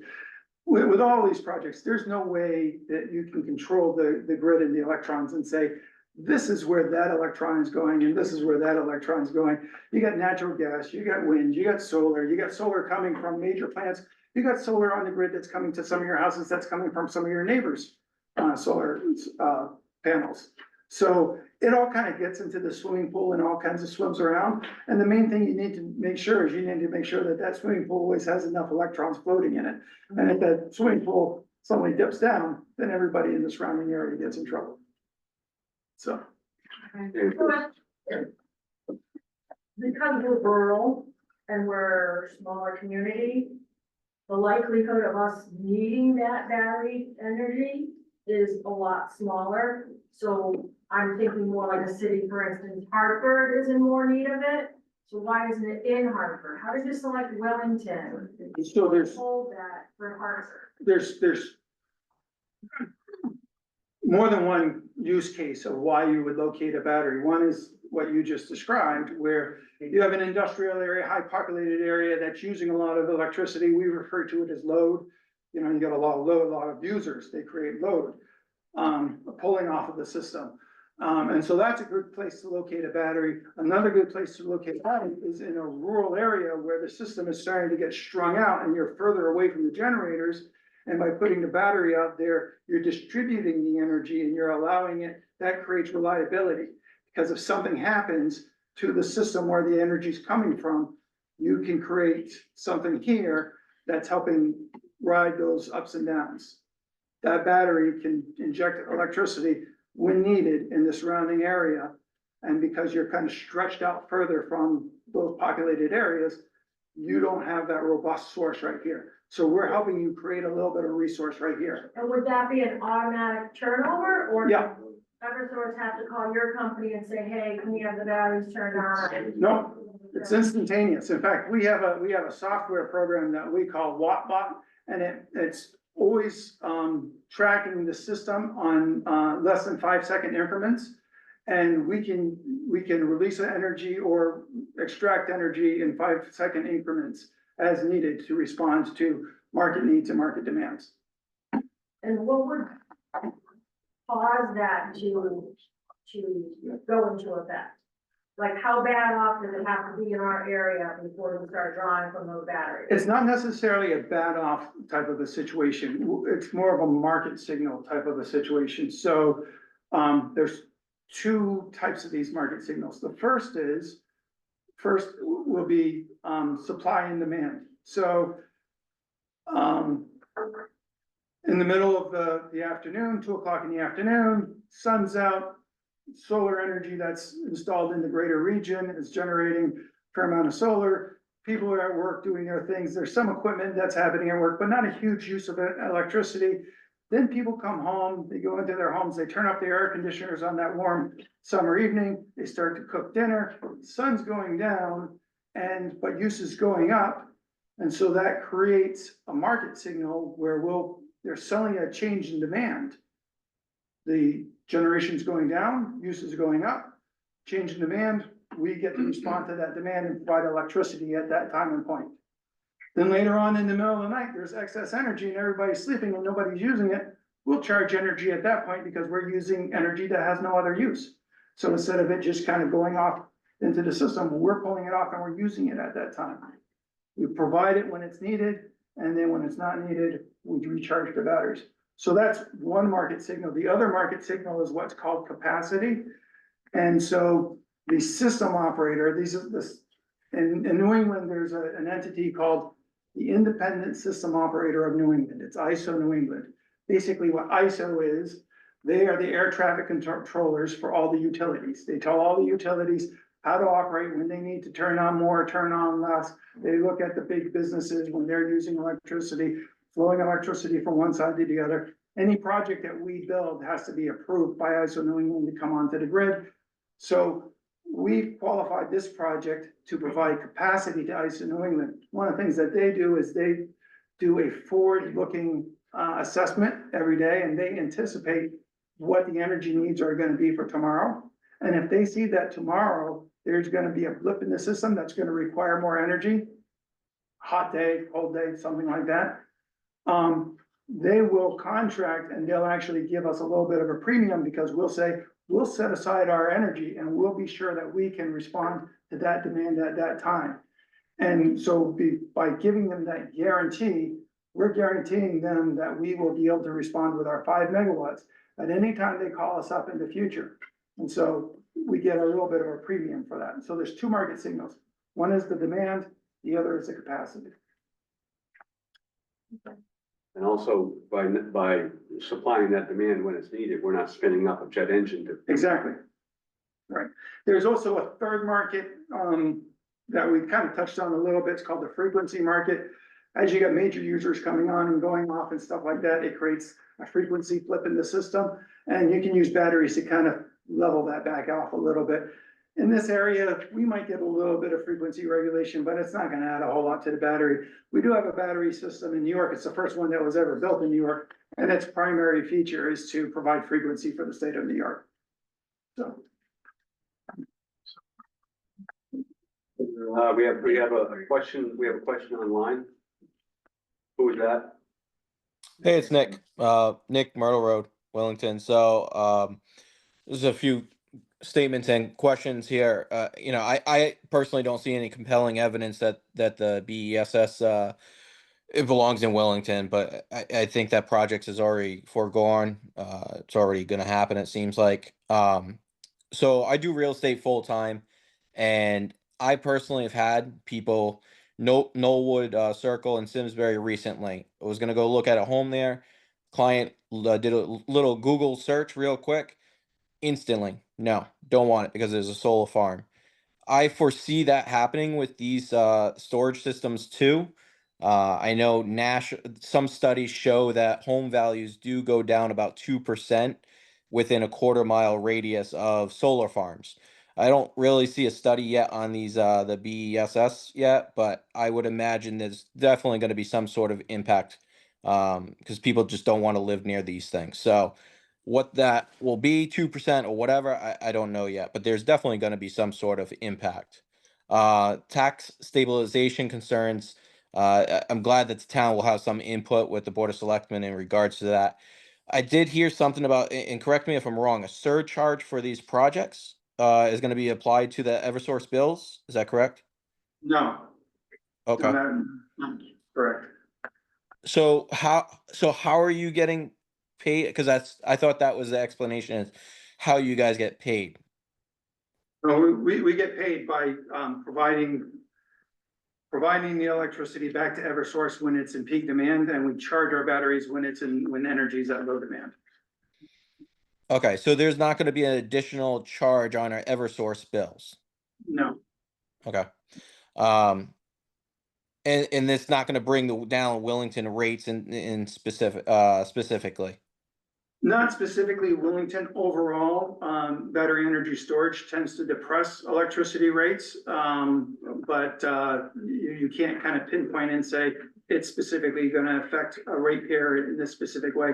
It's a general suppression of electricity rates. So overall, it should reduce electricity rates over time.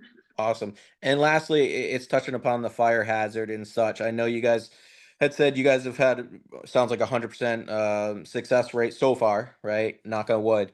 I did see through 2021 till now, there has been about 45 fires throughout the country with these types of setups, right? And with that, I mean, I'm not a firefighter, but correct me if I'm wrong. Water's not typically used in fighting electrical fires. It's typically CO2, a dry chemical, some sort of chemical source or such to fight this in the worst case scenario. What kind of help would you give Willington Fire Department in having those chemicals and such on standby if needed? And I don't know if any representative from the fire department is present currently, and if so, I hope that maybe they can say, hey, we've looked at this and validated that we don't have a concern. Um, that's all I have. Yeah, so, the alternative mediums to water, industry recommendations are not to use any of those alternative mediums. They're not effective. And not to use water, specifically on the electrical fire can actually make the fire worse. The industry recommendations are to control and contain, allow the fire itself to burn itself out, shut down the system, and, control the area to make sure that there's no way that there's any fire that can propagate from that one affected cell. And so we don't recommend the use of any other alternatives, methods. And we do provide training to the fire department. At the end of the day, we can't control the fire department, the fire marshal and the fire chief make the decisions on how to respond. But we will provide them with the industry best training on making those decisions. So worst case scenario, it would just be a fire that has to burn out with the toxics going out into the atmosphere ultimately. Correct. Oh, great. Okay. How long does it take one of these things to burn out? Usually 2 to 3 days. Wow. Real good about that now. Last question. I have a question. So let's take the one in the room first and then we'll go to here. Go ahead. Okay, Where do you- the ones that I mentioned before, we just put in an application to Eversource to allow us to change from a company called SunGrow, which is coming from China, to a company called Canadian Solar. And one of the reasons we made the change to Canadian Solar is setting up domestic manufacturing in the US. And we had a question online, I think that was Sam. Yes, Samantha Hills, 53 St. Moritz Circle. My question is about the fire. You had mentioned that the strategy is not to try to put it out, but to contain it. And that whole area, I do live very close to there. It's all, it's just a beautiful area. It is woods, but even before, I remember long before all those people with those homes that had to be silted up were also built. And it's just getting less and less being open space over these last 40 years or so.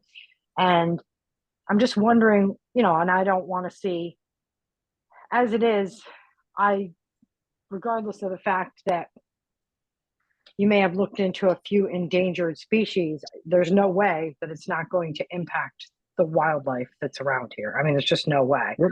And there are Yep. bears, known bears, but the Blair bear. And, I'm just wondering what your plan is to contain that, because that would be utterly devastating and is the absolute worst thing I could possibly imagine, is a fire breaking out less than a mile away from my home and in this area that I've called home my entire life and is beautiful, and I don't want to see destroyed. We don't want to see it destroyed either. Couple of things to touch on here. For starters, you talked about the impact to the environment and wildlife. Again, we're talking about a fenced-in area that's less than half of an acre. So it's a chain link fence, a little bit less than half of an acre square box in the middle of the woods. In general operations, it's not emitting any fumes. It's making a small amount of noise, 51 dBA within the property lines. It's not. I'm sure the animals will be really happy to hear that. I mean, let's just not pretend that it's not going to impact the animals. whether it's Okay. in a fenced in area or not. So let's just address how we're gonna contain it, Okay, because so, you know, it's, as far as the disruption to the area, it's really, it's not a whole lot different than clearing a parcel of land and building a house. You know, where you're clearing the land and deciding to build a house. It's about the same type of impact. And, you know, again, if similar to a house, there are house fires. And if a house catches on fire, the fire department shows up and they try to see if they can do Right. work to the house. Right.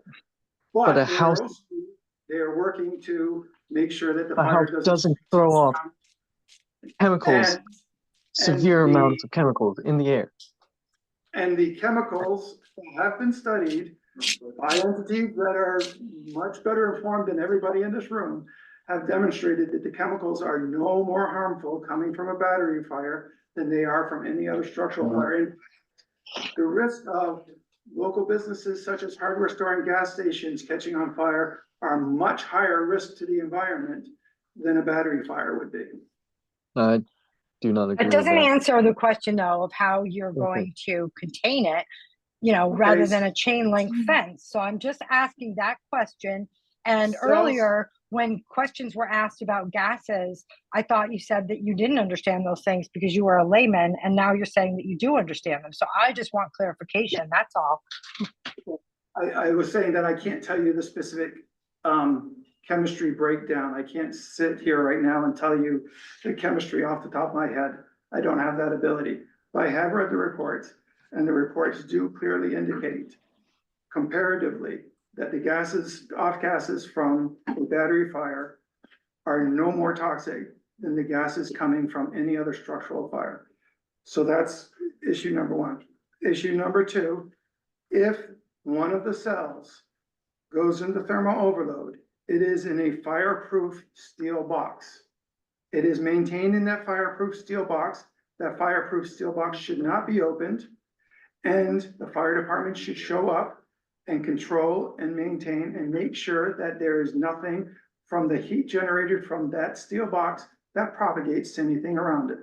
So there's no additional medium needed, no other action taken other than maybe spraying water on something that's adjacent to that container to keep the adjacent structures cool. As an example, when I was a child, my house caught on fire and our house burned down. The fire department showed up. The fire was so intense, they couldn't do anything to put out the fire. But what they did do was they sprayed down our barn with livestock in it so that the barn didn't catch on fire. So that's the similar type of response. They would show up and they would make sure that adjacent structures, the fire doesn't spread into the woods, other things like that. Nick brought up a question or a point about solar panels and the effects that they have on real estate. One of the things to clearly understand about a project like this, again, a 5 megawatt project in a little bit less than half of an acre, the battery project is much more dense than a solar project. For a 5 megawatt solar project, you would need about 25 to 30 acres of solar panels. And so you're clearing 30 acres and putting solar panels fully in that 30 acres compared to the same energy density that we're talking about within a little bit less than half of an acre. So there's quite a bit of different impact as far as land use goes when you're looking at the two different types of technology. Looking around in the room for hands, looking online for hands. I think we're all set. I have one question. Go ahead. It's actually a request to the commission. Aside from the abutters, and this is more for the benefit of other people in town, if this kind of project were to come or something like that, it would be nice to get a little bit more advance notice than October 8th, when it's been going on for 2 years. I don't like surprises. It smacks of subterfuge and things. I know we can't do anything about it, but it just doesn't have the right smell to it. Understood. When you feel powerless, Yeah, exactly. it's very disconcerting. And it just, I got somehow wind of it through wherever, And I internet searched deep and dark and a lot, and I could not find anything.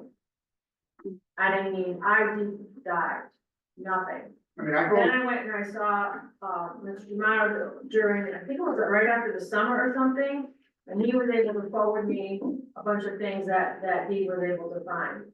Because I couldn't find anything online, so I went to his office. But then I live right down the street from him and we get a letter and we should have been in a butter. And even if we're 3 houses away, he's across the street, we're 3 houses away. Even though it's an 80-acre parcel, it's still in our neighborhood. We're still worried about our property values. We've already had traumas with all the other things that were mentioned. We're worried about the animals getting pushed out and now they're gonna be, disrupt their flow.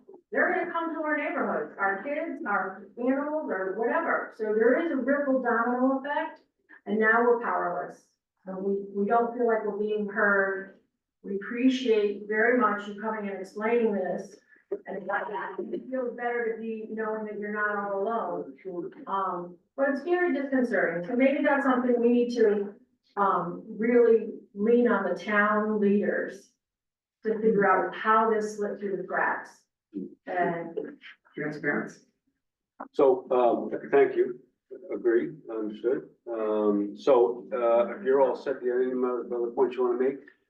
None other than, again, please use this invitation as an open, invitation. If the town would like me to come back and talk to a different group, a different format, we're happy to do so. There's a couple of follow-up items that we have here as well, having to do with root cause and what were the corrective actions and what types of gases and were those. Why don't I just take a quick snap of that before I go with my. And this whole meeting is recorded, so we'll post it. Okay, So great. it'll all be online. And, the other thing is, if you really want to dig into the information, all of the permit application information that we did put for the siting council is on the siting council's website. So if you go to Connecticut Siting Council and you look at, applications and decisions, you'll see all the information there as well. I finally uncovered it, but it wasn't easy. It was not easy. And,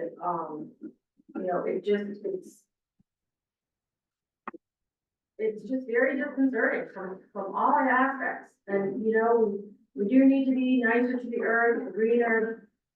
And I don't really need to put you on the spot, and I'm not being sarcastic. But how would you feel and what would you do if this was happening in your neighborhood with the same kind of information that we all got? I've been asked that question with every type of project I've ever worked on, and, I'd accept it because I'm kind of dedicated towards this. I put solar panels on my house. We bought an electric car. I'm trying to live the way we're kind of doing this. I kind of wish, I wish I had a cattle farm and I could lease a site to a wind turbine. It would be fantastic if I could. Yeah. That's the way I believe, but that's, it's my personal choice, my personal belief. Yeah, I just would like to follow up to what you're saying in terms of addressing the town. I live on Laurel Drive and we've had so far, I just counted on my fingers, I believe 9 houses with crumbling foundations. So the word trauma that a couple of people used before, it just blows my mind that we became aware of this a couple weeks ago, especially after what so many of us have been through.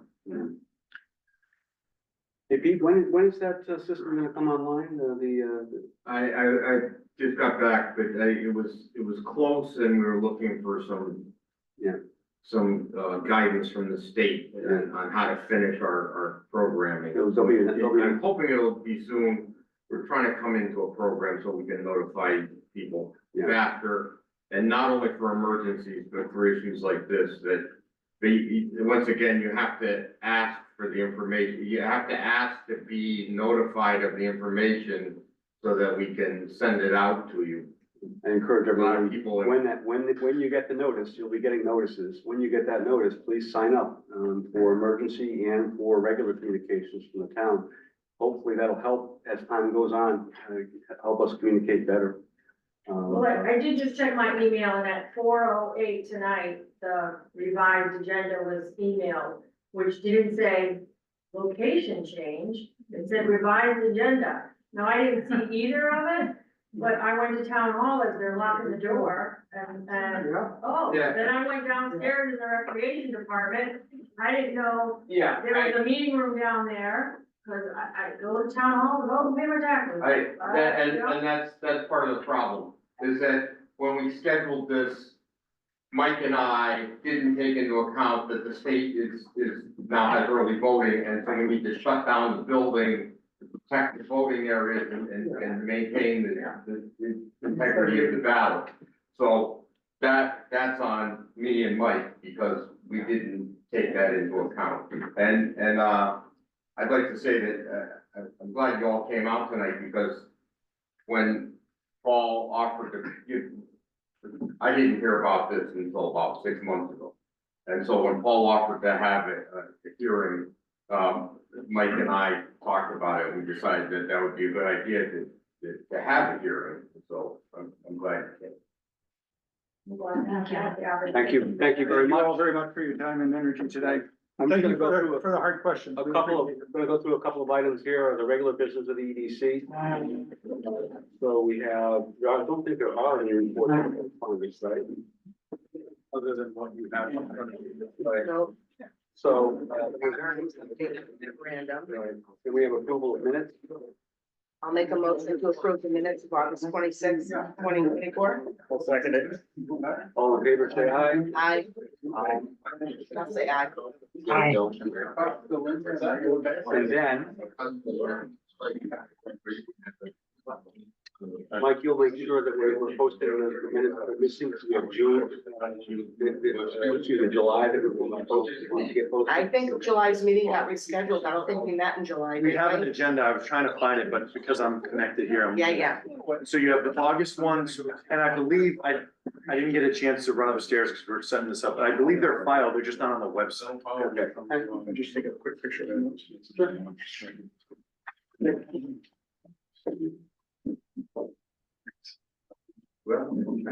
Thank you all.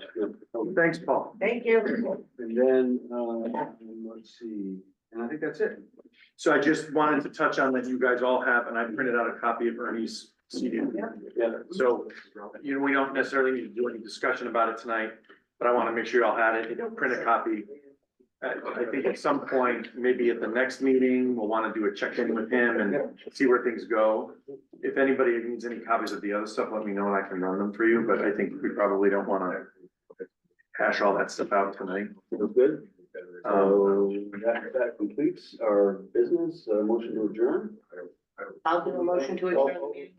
Got one point I'd like to bring up. I went through Ernie's technical, which he's done a good job. Yeah.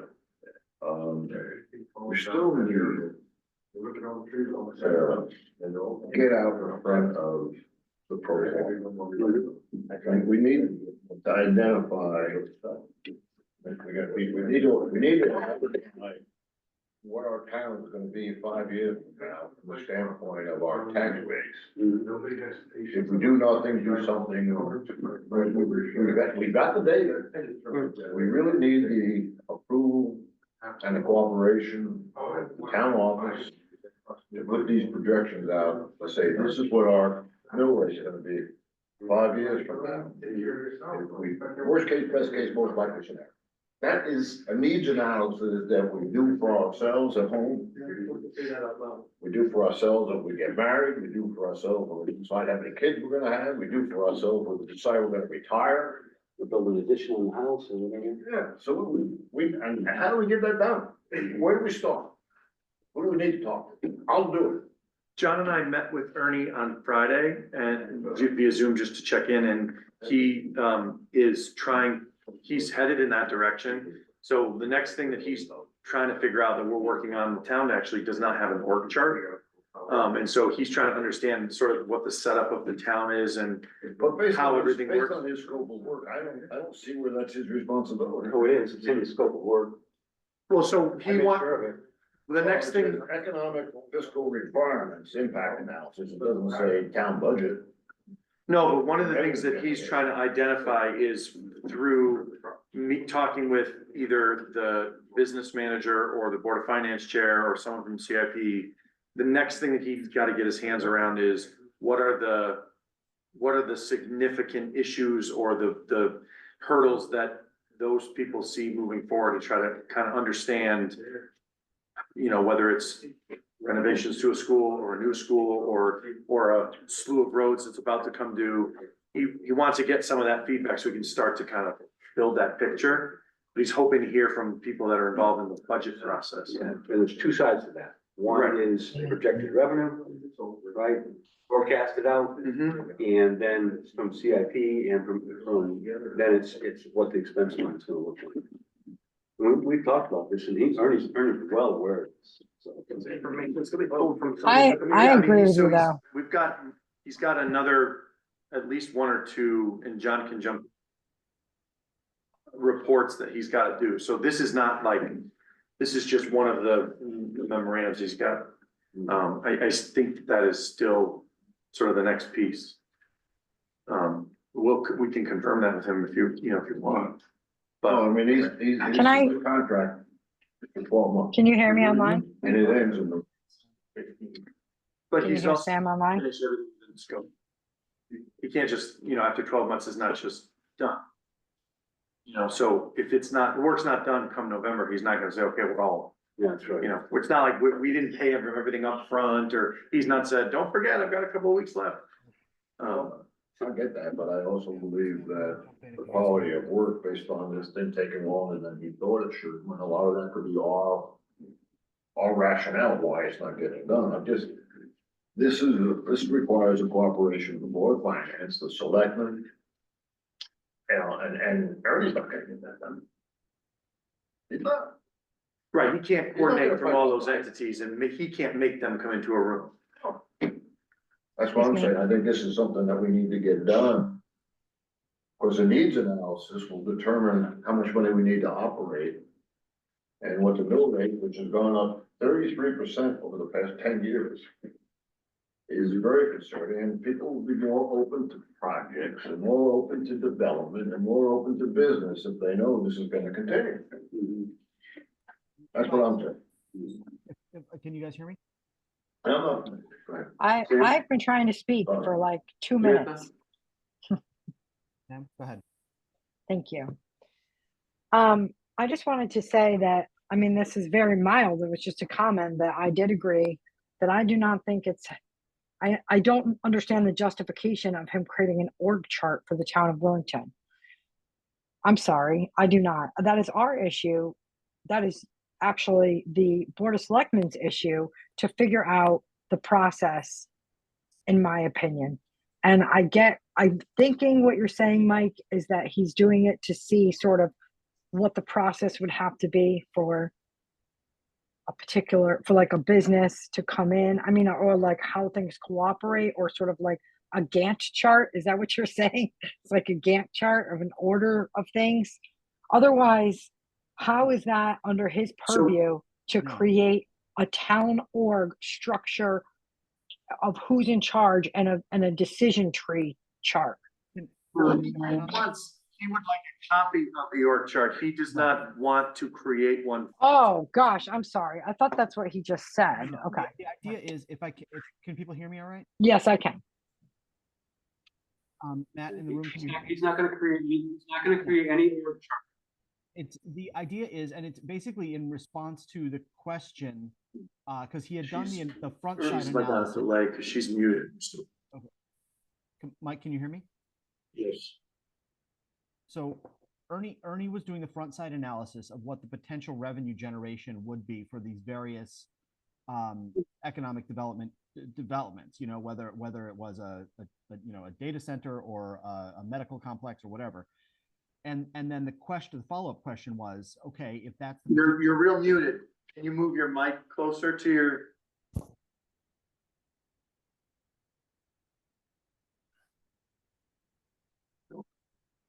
All right, is that any better? Is that any better? That's good. Okay. So the idea being his initial analysis where for these potential developments is sort of on the revenue end. So if you put it in a data center or you put in a medical facility, what the tax revenue implications would be. And his initial analysis was basically on the income end. What he didn't add at this time was the town services end. And if you were be adding a data center, if you're adding a medical complex, what would the town's additional expenses be to sort of offset that? And in order to answer that question, he wanted to know exactly who at town would have the information that he could cobble together to answer those questions. So, we want to talk to maybe Public Works or the treasurer or director of finance or the first selectman or a police chief, or what entities he would have to talk to answer the question of what additional development might cost the town in terms of services. So that's why he wanted the org chart, to just make sure that he was talking to the right people to answer that question. Yeah, that's fine. I didn't realize that he just wanted it. I thought that I heard someone say that he was like creating a flow, and they said we don't have an org chart or something like that. And I'm like, right, which Mike did say we don't. And so Mike is actually going to help try to put that together as an illustration. Okay.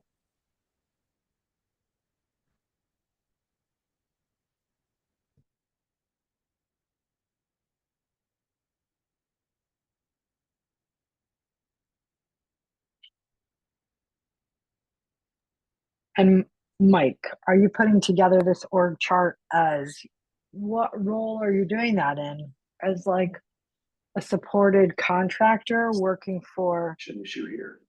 your company, or as a planning and zoning person who is employed by the town? Like as a subcontractor, or as a direct employee? I'm putting together the org chart so that we understand.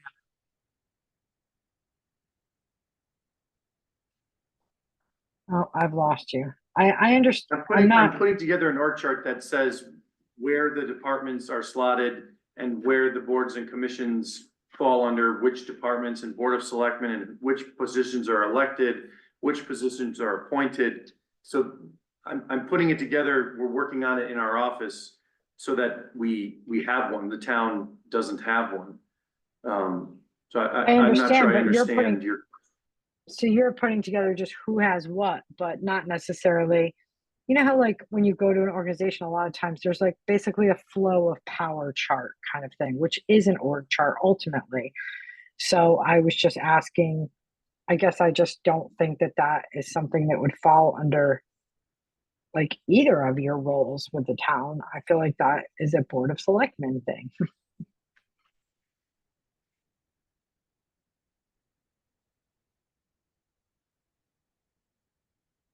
Okay, so Mike, are you providing Ernie with the information that he needs of who to contact to get the information he needs to do our work? Yes. Is that what your mention of org chart meant? Right, because each town is organized differently, and so he doesn't So understand. you're not actually going through and trying to map all this stuff out in boxes and little lines and all that. You're just go to these people here and these people here and these people here. I'm just putting everything that is on the town's website into a piece of paper so that he knows. In Willington, we call it the business manager. Right. Everywhere else in the world, we call it a finance director. Right. So there's no artistry, and I'm not creating something that doesn't exist. I'm simply making sure he understands the treasurer is elected. They don't deal with day-to-day finances. Don't reach out to the treasurer, for example. You had that meeting on Friday. So he said for him to continue his analysis, he needs to understand how the town works you have a board of finance. How do you develop your budget? Our website doesn't convey that information. So we are putting together the information so he understands how the town is organized in totality, so that he then knows who to contact. And what's your timeline for providing that to Ernie? We started it this morning. Good, terrific. So about a week? ASAP. About a week? Hopefully less. Hopefully less than a week. We will be providing it to Shannon and to Peter to make sure that they feel we've included everything and ultimately have all the information, and then it'll go to him. But it builds off of the org chart that's in the town's annual report, which is not really an org chart, but it's just showing them where everything falls. I No, it didn't seem controversial when we talked about it, but, we're trying to just get him the information as soon as possible. Perfect. Good, good. Good. Good, good. I'm good. Thank you. Good. All right, we've been at this now for what, 2.5 hours. You bet. Any other comments or suggestions? We have some people online. Any other people want to contribute? If not, we're gonna entertain a motion to adjourn. Motion to adjourn? Have a second? I'll second it. All in favor, say aye. Aye. Aye. And we are adjourned. Thank you, everyone.